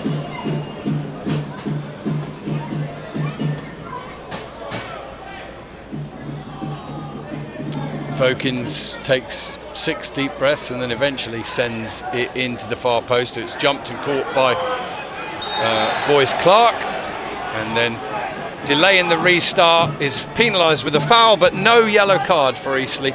I thought it's a standard yellow card, Brian, isn't it? That? Well, that definitely was, because again it was about breaking up play, but I have to say once again, Boyce Clark, well taken. Yeah, Barrett drifts into space, finds Tetek inside to Hargreaves. Hargreaves to Inwood, and Inwood out to the left touchline to Tyler Frost, who's going up against his man now towards the penalty area, drifts in, then away, then inside again to Tetek. First time ball in from Will Nightingale, just drifts over everybody behind the goal away to our left, and comes to nothing. Goal kick to Eastleigh, and I wonder if JC John Coleman is going to have to reach into that bench for a bit of inspiration. Where's it going to come from? He's already got Abrahams on. Kwame Thomas, you'd think, might enter the fray. Perhaps James Henry. Yeah, maybe a bit more power up front. I have to say, I think since Abrahams has come on, he's put a different spin on the game up front, where we're moving a bit quicker as he comes back defending from an attacking position. Yeah, Aldershot pressing well. They forced a poor pass, and then come up with their own poor pass from Sam Inwood, and Jones is battling away for it. Ball eventually just disappears behind the goal, and it will be a goal kick. I mean, when you're forward, Rob, as Abrahams did, he chased 30 yards for that for the defender to make a poor pass, and then for Inwood just to let the ball go forward like that. That's quite criminal. It's a waste of all the effort. Yeah, Aldershot are going to make very shortly a double substitution. Kwame Thomas and Theo Widrington are going to come on for the Shots, who have got a throw in at the minute. They're trying to do the substitution now, but Aldershot have taken their own throw quickly. Grogan finds Tetek. Tetek spreads it across to Inwood on this left side. Eastleigh, knowing that they don't have to go and score a second, have been settling into a pretty comfortable out of possession side. Here Tetek finds Barrett on the right hand side, gives the ball back inside to Tetek. Now Hargreaves picks it up, shifts it into Ryan Jones. Frost's got it. He's going to go one-on-one against his man on the edge of the penalty area. He's into the penalty area. He comes back to Ryan Jones. Jones skips back onto his left foot. Now he's drifting past his man, gets to the byline, looks to pull it back. Cleared away by Eastleigh. Up to the number 15, the goal scorer Harvey Saunders. And Eastleigh try and get away from back to front. Good play from Lundstrom. He finds Saunders again on this right side. Saunders back to Lundstrom, sends the ball inside. That's a poor pass, picked up by Hill. Hill has a poor touch, that's so rare. And Eastleigh send it out to the left to Blair. Blair sends it inside to Vokins. Vokins shoots. Grogan jumps in front of it, deflects it over the bar. Corner to Eastleigh. In truth, it's been a good end-to-end game, but Aldershot from one end looking so close, Brian, then at the other end hanging on. Yeah, certainly. We was up in their box. The ball came across into the middle. I think we just had one player in there. In the first half, we had 3 or 4 players in there. So obviously, there's a reason why we only had one.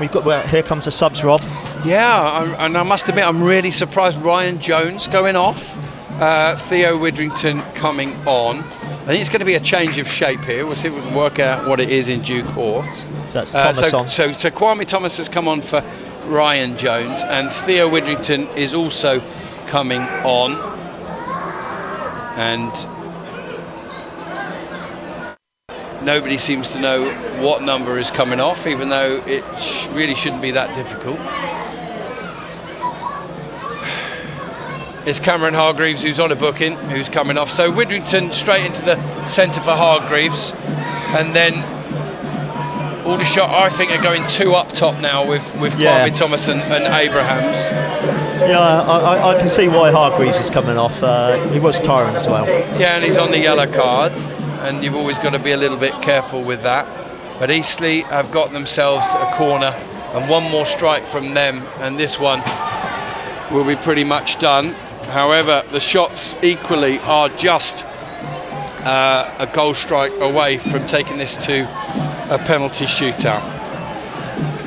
Scoreboard not working here, relying on my own stopwatch at the moment, and we have got just under 15 minutes left. The ball comes in from the corner, caught again by Boyce Clark and rolled out to Tetek. Tetek up to halfway. He's got Frost running outside him. Swivels, goes out to the right. Then he flicks the ball into the path of Nightingale. Barrett's available on the right hand side. So too is Hill. Barrett sends a ball into the edge of the area. It comes off an Eastleigh player.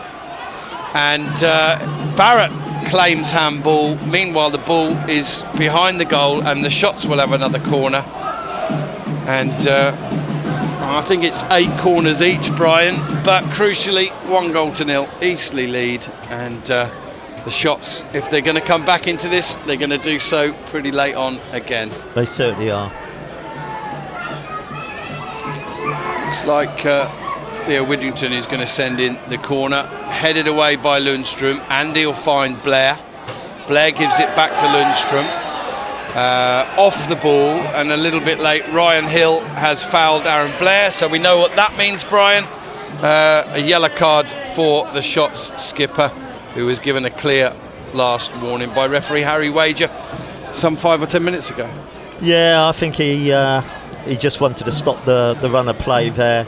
Very poor corner though, very disappointing, because we got to get it into the box. And well, if I'm on it, I'm going to be honest, I thought the delivery was fine. It's just that the Eastleigh player got onto it, was best positioned and headed it away clear. Well, it was at the front of the box though, wasn't it? Yeah. It was on the edge of the 6-yard box. It was too far forward. Yeah, it's got to be played to a position where Aldershot they've got to know where it's going to. We didn't have a man anywhere near it. I mean, a bit like a rugby line-out, right? If you know where the corner's going to, you can increase the body count there, can't you? But there was no bodies there from an Aldershot Town point of view. Here, Kwame Thomas tries to hold the ball up, but he can only send it into the path of an Eastleigh player. Eastleigh play it straight down the middle. Boyce Clark comes to the edge of his area. Had a really difficult first game against York, but it was so impressive last week and again today, with both his claiming of balls in his area and also his distribution. Here's Widrington feeding the ball to Tetek to Tyler Frost, who can once again run one-on-one against Brindley. Squares it back to Theo Widrington. Little ball in to Tetek will give it back to Widrington, who tries a little clip ball into the area, hits Lundstrom, and Eastleigh come away with it, but they then give it away. Aldershot win the ball with Inwood. Frost is well placed to pick it up. He looks to skip inside. Tetek drifts it right to Barrett, tries a clip into the air. Frost, he runs onto the ball but doesn't get any shot away, and then Eastleigh clear it into touch. And I was waiting for the net to ripple. What a ball from Josh Barrett. It was a brilliant ball, and what happened was he did connect with it, but it went behind him. It's very unfortunate, but a really good passage of play there by Aldershot. Yeah. Who've got themselves another corner. That ball cleared away by Eastleigh has gone behind. Yeah, lovely timed run from Tyler Frost, lovely weighted chip from Barrett, and then just at the point he looked to volley it wasn't there, it was behind him. In comes the corner from Barrett, headed away again by Eastleigh and behind, in fact no, by an Aldershot Town player. Barrett's gone to take the corner, he can't believe it, and it's a goal kick to Eastleigh. I mean, I had no strong opinion on it. What was yours, Brian? Well, I think the referee thought Widrington actually headed that out, but I think it was the defender who actually came on top of Widrington to knock it out. Got about 12 minutes of this game left elsewhere in the FA Trophy. Forest Green 3, Weston-super-Mare 0, AFC Telford 1, Altrincham 3. Harborough 1, Carlisle 2. Boyce Clark clears from the edge of his area. It's one in the air by Iwika and then comes off of Thomas into touch. It's Ollie Crankshaw who scored that third goal for Altrincham. Walton and Hersham 3, Sutton United 0. That one's pretty much done and dusted. Bournemouth 2, Brackley 2. Solihull Moors 1, Fylde 2. And Scunthorpe 3-0 up. I think I told you that against Peterborough Sports. Aldershot Town are getting dangerously close now to exiting the FA Trophy at their first defence of it, but they're still fighting. Here comes Frost, he's going to get to the byline. Good looking cross, headed away by Archie Harris as Abrahams was prepared to pounce, but just behind him, and there's a good heading winner from Nightingale. Even better header from Humphreys. Blair picks it up, Grogan goes to ground, very cleverly plays it off of Aaron Blair, and it is a throw in to Aldershot, who is starting to run out of time now. And 10 minutes, 9.5 plus whatever's added for them to get back into this game. They only need the one, and that's what's so keeping the game alive, Brian, isn't it? It is, and you've got Eastleigh now are playing a very deep pressed.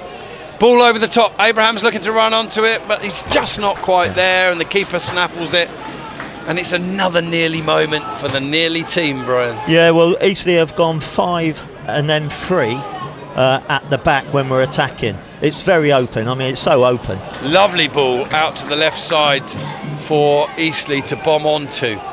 Vokins gets there, tries to get the cross in, comes off of Will Nightingale. It'll be a throw into Eastleigh.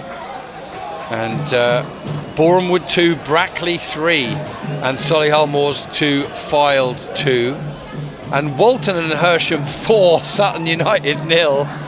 What a crazy scoreline that is. Hard to believe, isn't it? The side from well, it is when you think they're almost through against Shrewsbury. And now what's happening here? Aldershot going to get another. Oh no, it's a yellow card for Vokins for time wasting on the throw. Yeah. Is that how you see it? That's what I thought it was. Yeah.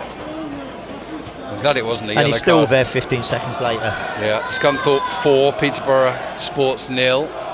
Blair holding the ball up, goes back to the throw-in take of Vokins. This time Nightingale plays it off Vokins. It'll be Aldershot Town's throw-in. What have they got left, Brian? 8 minutes or so plus whatever's added, and they need to come up with a late moment here. Hill initially drops the ball from his own throw. He's allowed to take it again. Nightingale sends it forward. It'll bounce once. It's going to trickle all the way through to the Eastleigh goalkeeper McNamara, who plays it out to Evans. He's just one touch and turned and bombed away from Josh Barrett. Now a ball out to the right hand side. Lundstrom is available. He picks it up, gets the ball back from Evans. Evans has impressed me today, just sitting in there as the quarterback. He's bombing forward now. Tetek just hands on him, nothing more. Yeah, that's a booking. Nothing more, and he's going to get a yellow card for it. And you see that differently, do you, Brian? I just thought it was minor. I really did. I can see why the ref give it. He was bombing forward. He had a player on the right hand side who could have taken the ball, and I think, to be honest with you, Richard Brindley was open to an option down on the right hand side. That's why I think it was right in the ref's line. He knew what was happening, and that's why he's given the yellow card. But apart from the goal, Rob, there's nothing in these two teams. No, but yet again, it's just about the goal, isn't it? We're starting to sound like a stuck record, though, aren't we, when we commentate on Aldershot? And it's your second time in the chair in a couple of weeks. But even last week, when they were playing so well, they were still a goal down, weren't they? Yeah. Until they got the late turnaround. Deja vu. We want a grandstand finish. But here's the ball in from Evans, headed away by Kwame Thomas.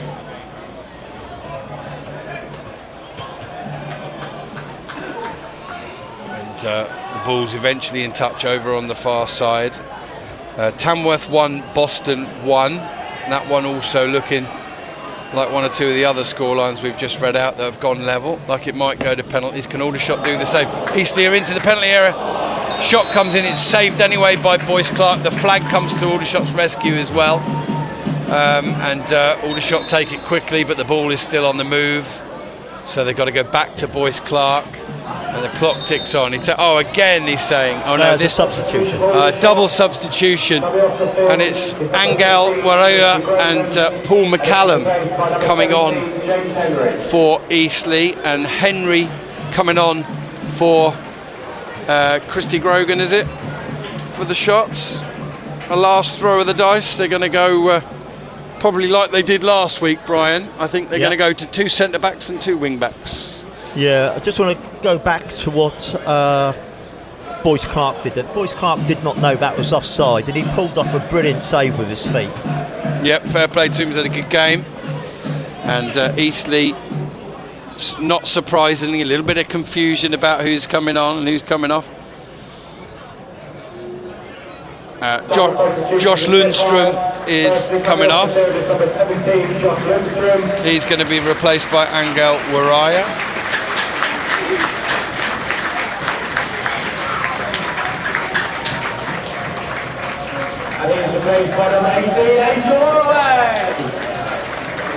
Well, it's the last throw of the dice here, Rob. He's taken off Chrissy Grogan, who I think had a superb game cutting out lots and lots of through balls. So hopefully that doesn't come back to bite us, because his reading of the game today has been absolutely superb. Aaron Blair has been superb for me for Eastleigh, ever willing runner.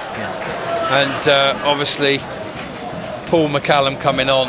Well, there may not be long left, but he probably won't need more than one chance to score. He very yeah, and if does. you're looking for a pick of the match, you are looking at Blair, aren't you? There's no doubt about it. Been superb. Yeah. Eastleigh 1, Shots nil, FA Trophy, third round. Is Aldershot Town's defence of that trophy going to stumble at the first fence?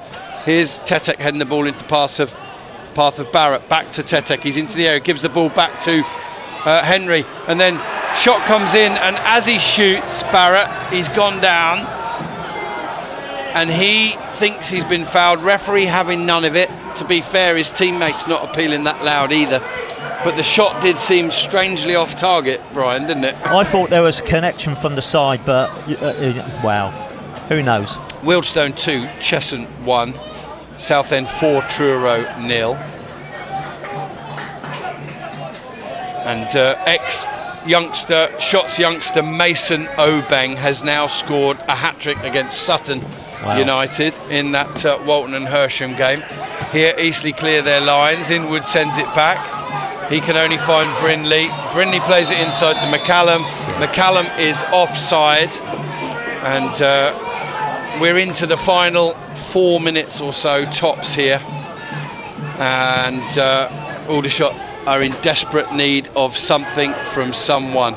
Here's the ball played up to McCallum, Inwood into the back of him. Brinley sends it forward. That might not be offside this time against Saunders. He's into the right hand side of the penalty area. He holds it up, lays it back off, sent back in, scurried, sent wide, and Boyce Clark's onto it. Another big throw down the right hand side from Boyce Clark. It's flicked on, but flicked on into the path of James Henry. Henry takes the ball under control. He has a really poor touch, an Eastleigh player away from him, and Theo Whittington's there to clear up a little bit for the shots. He finds Frost spreads it out to the right hand side to Hill. Can Aldershot find some late inspiration again? In comes another cross, headed away by Pierre.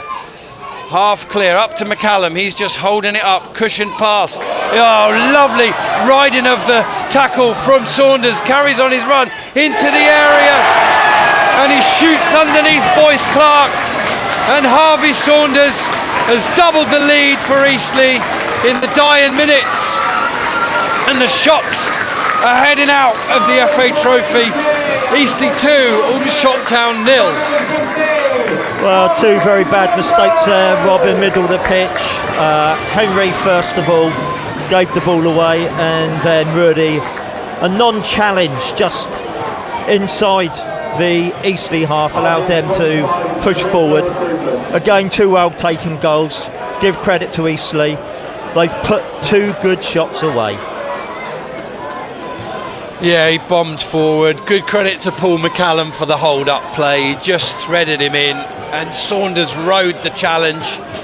And then he had Hill up alongside him, I think. He just couldn't nibble away and get the ball. Boyce Clark came to the edge of his area. He shot underneath him, and it's a hard one to take for the Shots, who've puffed and puffed in trying to get back into it, Brian, but couldn't score. And just as you're thinking they got 2 or 3 minutes to score, Eastleigh with a perfectly executed counter-attack, and they double their lead. Here's Inwood riding one challenge, plays it on down the line, played forward by Eastleigh, and it can only find Theo Widrington. He sends it out to Hill, who sends it back in. Kwame Thomas with a big jump, flick onto the head, will go all the way through to McNamara. What you have to say is the game itself, there's been very little between the two sides, but Eastleigh have just executed two very well taken chances. There's no doubt about that, and also I think with the last substitutions, I think it's shown that in depth we still don't have the players that maybe other teams have, and Eastleigh have come in, a couple of their players have actually changed the game, whereas ours hasn't. Two players that came on, one did a bad pass, one didn't make a challenge, and it came to a second goal. It's very disappointing, Rob, because we know people are going to be sat at home thinking same old Aldershot. We've gone toe to toe here. There's no doubt about it. We've gone toe to toe, and people will look at it 2-0, same old Aldershot, when really what it's been 2 clinical goals. 465 Aldershot Town fans. Excellent support as always for the Shots. Great comeback in the FA Trophy from AFC Telford, who have come from 3-1 down to 3-all against Altrincham. And Forest Green have gone 4-0 up, and Aldershots and our interest in the FA Trophy is about to end this season, Brian. Well, it is very disappointing because I feel for some of the players out there who've given their all. I feel for the fans because I hope the fans realise that there has been a reasonably good performance here. Up until about 60 minutes, every player on the field had given his all. We've got bigger fish to fry this season, Rob. We need to stay in the National Enterprise League. We need to stay in it. This concentrates our mind. We've got Boston, and then we've got Sutton. 2 games coming up away from home, which is more key than today, in my opinion. Yeah, I can't disagree with you. I think we sound a bit down now because we feel we play quite well. Yeah, I think so. it's that. I also think I'm just going to be straight here myself. Credit to Eastleigh, they've scored 2 goals. They haven't conceded. They're going to win the game, but one side out there has been, for me, more front-footed, more industrious, more energetic in the game, and they've got nothing to show for it. And that's just hard to take. I'll be honest with you, Aldershot has chances have been at a premium today, but when they've had them, they haven't finished well. There hasn't been enough of them. Barrett had a double chance in the first half. Both shots were blocked. Nightingale turned and shot wide, and I think he looked a bit embarrassed to have missed the target when he did. I don't know how easy or difficult the effort was. Abraham's twice in 2 minutes after coming on had efforts. One of them, the shot was blocked and took all the power off it. The other one, he just got his radar wrong and headed it wide. And then Barrett probably had the most clear-cut chance of the second half, and he shaped to get his shot away, and it was straight into the goalkeeper's midriff, wasn't it? Easy save, really. So Eastleigh haven't allowed Aldershot to create too many clear-cut chances, despite perhaps dominating possession and territory at times. But when they have had the chances today, the shots just haven't been clinical enough. Well, that's right. And I don't know how a team like Aldershot can have so many balls in the area and not get a goal. I mean, we know the reason why we haven't had the clinical finishing, but we've been playing against a back five almost at times, with 3 in front of the back 5, and that's why they've crowded this out. Here's Frost sending a cross in to the far post, comes out to Barrett, sticking back on his left foot, shot, and it's blocked again by Archie Harris. Good footwork there from Barrett. Cross comes back in for the shots. Kwame Thomas goes up for the header. That goes high and wide. It'll be a goal kick to Eastleigh, who are going to make another substitution. They're going to bring on the defensive talent of Louis Fernandez. I think the other point I was trying to make is what sometimes hurts more when your team loses to a team that seemed pretty average. Yes, I think, you go 2 weeks ago at York, we saw this kind of quality subs that York brought on. We knew it was going to be hard. Last week, we came back very strong after being 1-0 down against Altrincham.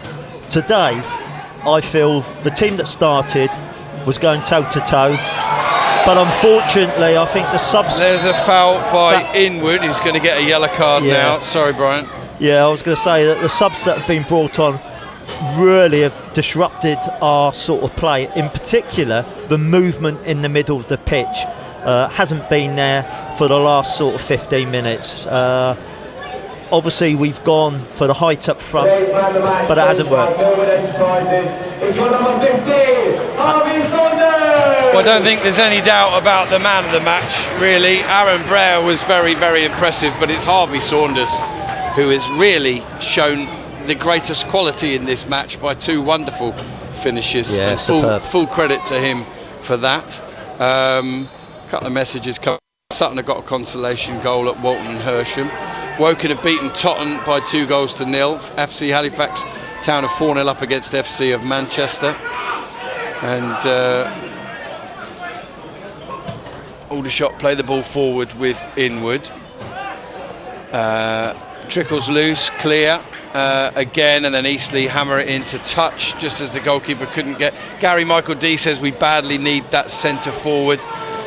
He says you have to wonder when we have Abrahams playing up front. I don't know what he means. You have to wonder. I don't actually get that. But obviously Gandor played the first half. There's a ball in. Kwame Thomas goes up. Fernandez gets there, or Harris, sorry, gets there first. It's gone behind. It's a corner to the shots, but the sting's gone out of the game because all the time they were pushing at 1-0, you knew a goal could force a penalty shootout, but they conceded again. In comes the ball, headed away, first contact, won by the Eastleigh player, only as far as Tetek. Tetek taking on his man, gets to the byline, he's into the penalty area, pulls it back and gives it straight to Vokins. Vokins out to Lloyd Humphreys. Humphreys, the skipper for Eastleigh, sends it forward. It's well won by Angel Warua, but Barrett wins it and steps away from him, sends it out to Frost on the left hand side. Frost tries a shot, that's deflected behind, and Aldershot Town, Brian, have forced 10 corners this afternoon, but not really been able to make first contact on many of them. We're 2-0 down. You could say it's a lost cause, but we're still digging in, trying to get a goal back. You know, we're not giving up on this yet.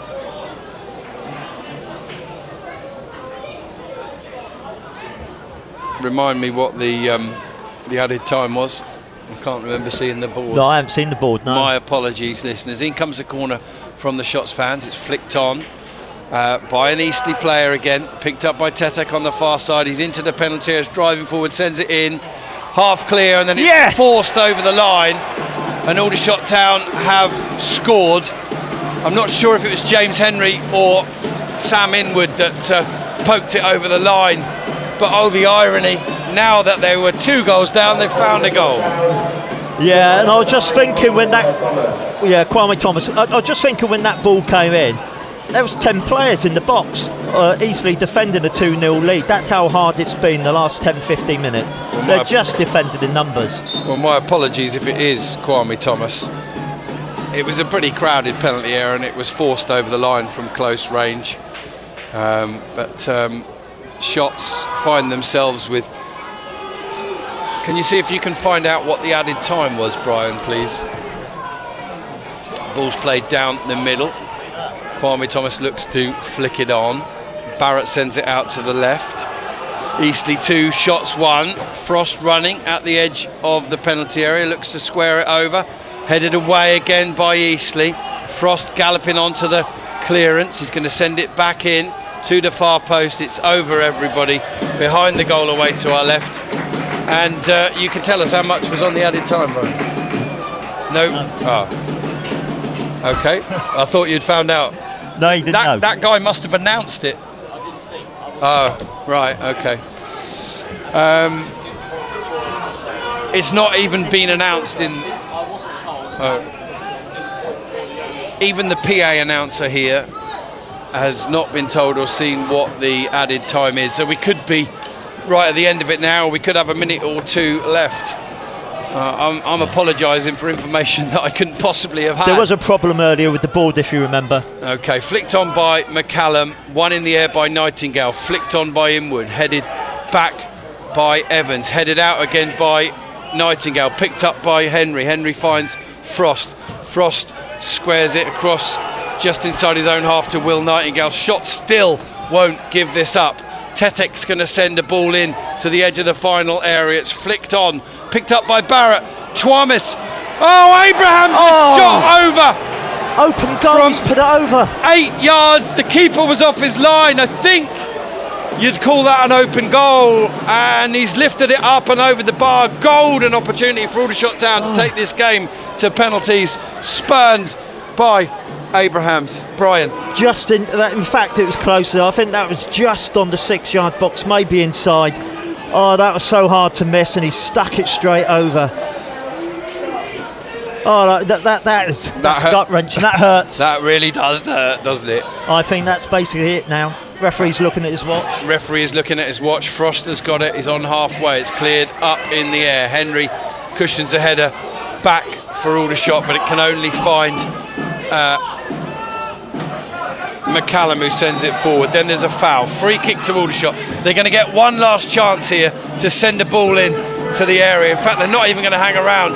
Hill just sends it to Nightingale. Nightingale to Barrett on the right-hand side. 5-6 bodies forward for the shots. Forward comes the ball, out to the left-hand side. Still the referee's letting play carry on. Frost got it again. Frost sends it in. It's headed away, only as far as Inwood. Inwood out to the left side to Hill. Hill's going to send in another cross. Half cleared. Theo Widdington tries to keep it in, down by the goal line. He does, sends it back. Cross comes in, half cleared and saved in the midriff by the goalkeeper. And surely that's it now. It is. Aldershot Town going right until the very end in desperation to try and stay in the FA Trophy, which they won so well in May, but their defence of that trophy is over. Final score, Eastleigh 2, Aldershot Town 1. Brian Bloomfield. Well, I think, you know, we've given it a good go right to the end. We came up against a very resolute Eastleigh defence. They were playing 5 at the back, 3 just in front of the back 5 in the last 15 minutes. We couldn't get a way through it. We had lots of chances, lots of snapshots. We actually managed to score, but it was more of a we had 6 players in there. It was a free-for-all. We never had any really clear-cut chances other than the one that Barrett had, and that was a shot at the goalkeeper, very easily taken. I think the difference was maybe at the end was the substitutions. We had a couple for Eastleigh that made a slight bit of difference. I don't think really ours. I know Kwame Thomas did actually turn around and score. I believe it was Kwame Thomas that scored our goal, but they didn't have the impact that the Eastleigh players did. We can concentrate on the league now, and I don't say that lightly, because our season now is very much focused on actually retaining our National League position. We have to do it. I think we have the squad to do it. It's going to be hard. I think we can actually get out of where we are, and it starts in a couple of weeks' time at Boston, and then we go to Sutton. 2 away games, 2 hard away games, but there's no reasons why we can't go to both places and get a result with the quality of the team. And I think one thing we can say today is that their heads were up. They were playing very well for each other. It was only, I'd say, in the last 10-15 minutes that the shape went when we made those last substitutions. But I was very pleased with how we played away here today. 2 excellent goals by Eastleigh. The second one, I think we should have stopped. We made our rod for our own back there. But onwards, as we say, we've got to stay up, Rob. That's as simple as that. We've got to stay up. Yeah, I agree with that, Brian. Thank you very much for joining me today. Regular listeners will know and understand their own disappointment and the flatness of the commentary here. Gary Michael D qualifying his comment about Abrahams, which he made before the what you're calling an open goal miss. I saw the goalkeeper scrambling across after the effort had gone, hadn't it? So I think that there was a moment when the goal was open, and he says very simply, this is Gary's comment. It's simple. We either sign a decent centre forward or we are down. That's what he says. I have to say congratulations, by the way, to AFC Telford, who've come from 3-1 down at home to Altrincham to lead 4-3. Wow. I'm not sure if that one's done just yet. But Aldershot Town are done, and I mean, as far as the centre forward situation's concerned, I think John Coleman tends to play one. He's got three. They're all different types, aren't they? For me, in the first half today, Hadi Gandor as the lone striker, it's difficult. He's forced into that back to goal, you know, competing for challenges kind of thing, where he is better on the turn, on the run, in the channel, isn't he? Is he a natural central forward? I think the most difficult thing is, Rob, have you got a forward there that can really change the game? We know Josh Barrett, playing behind, can actually change the game. He had a couple of opportunities today, and he didn't. Well, he had maybe 3 opportunities, and he didn't take any of them.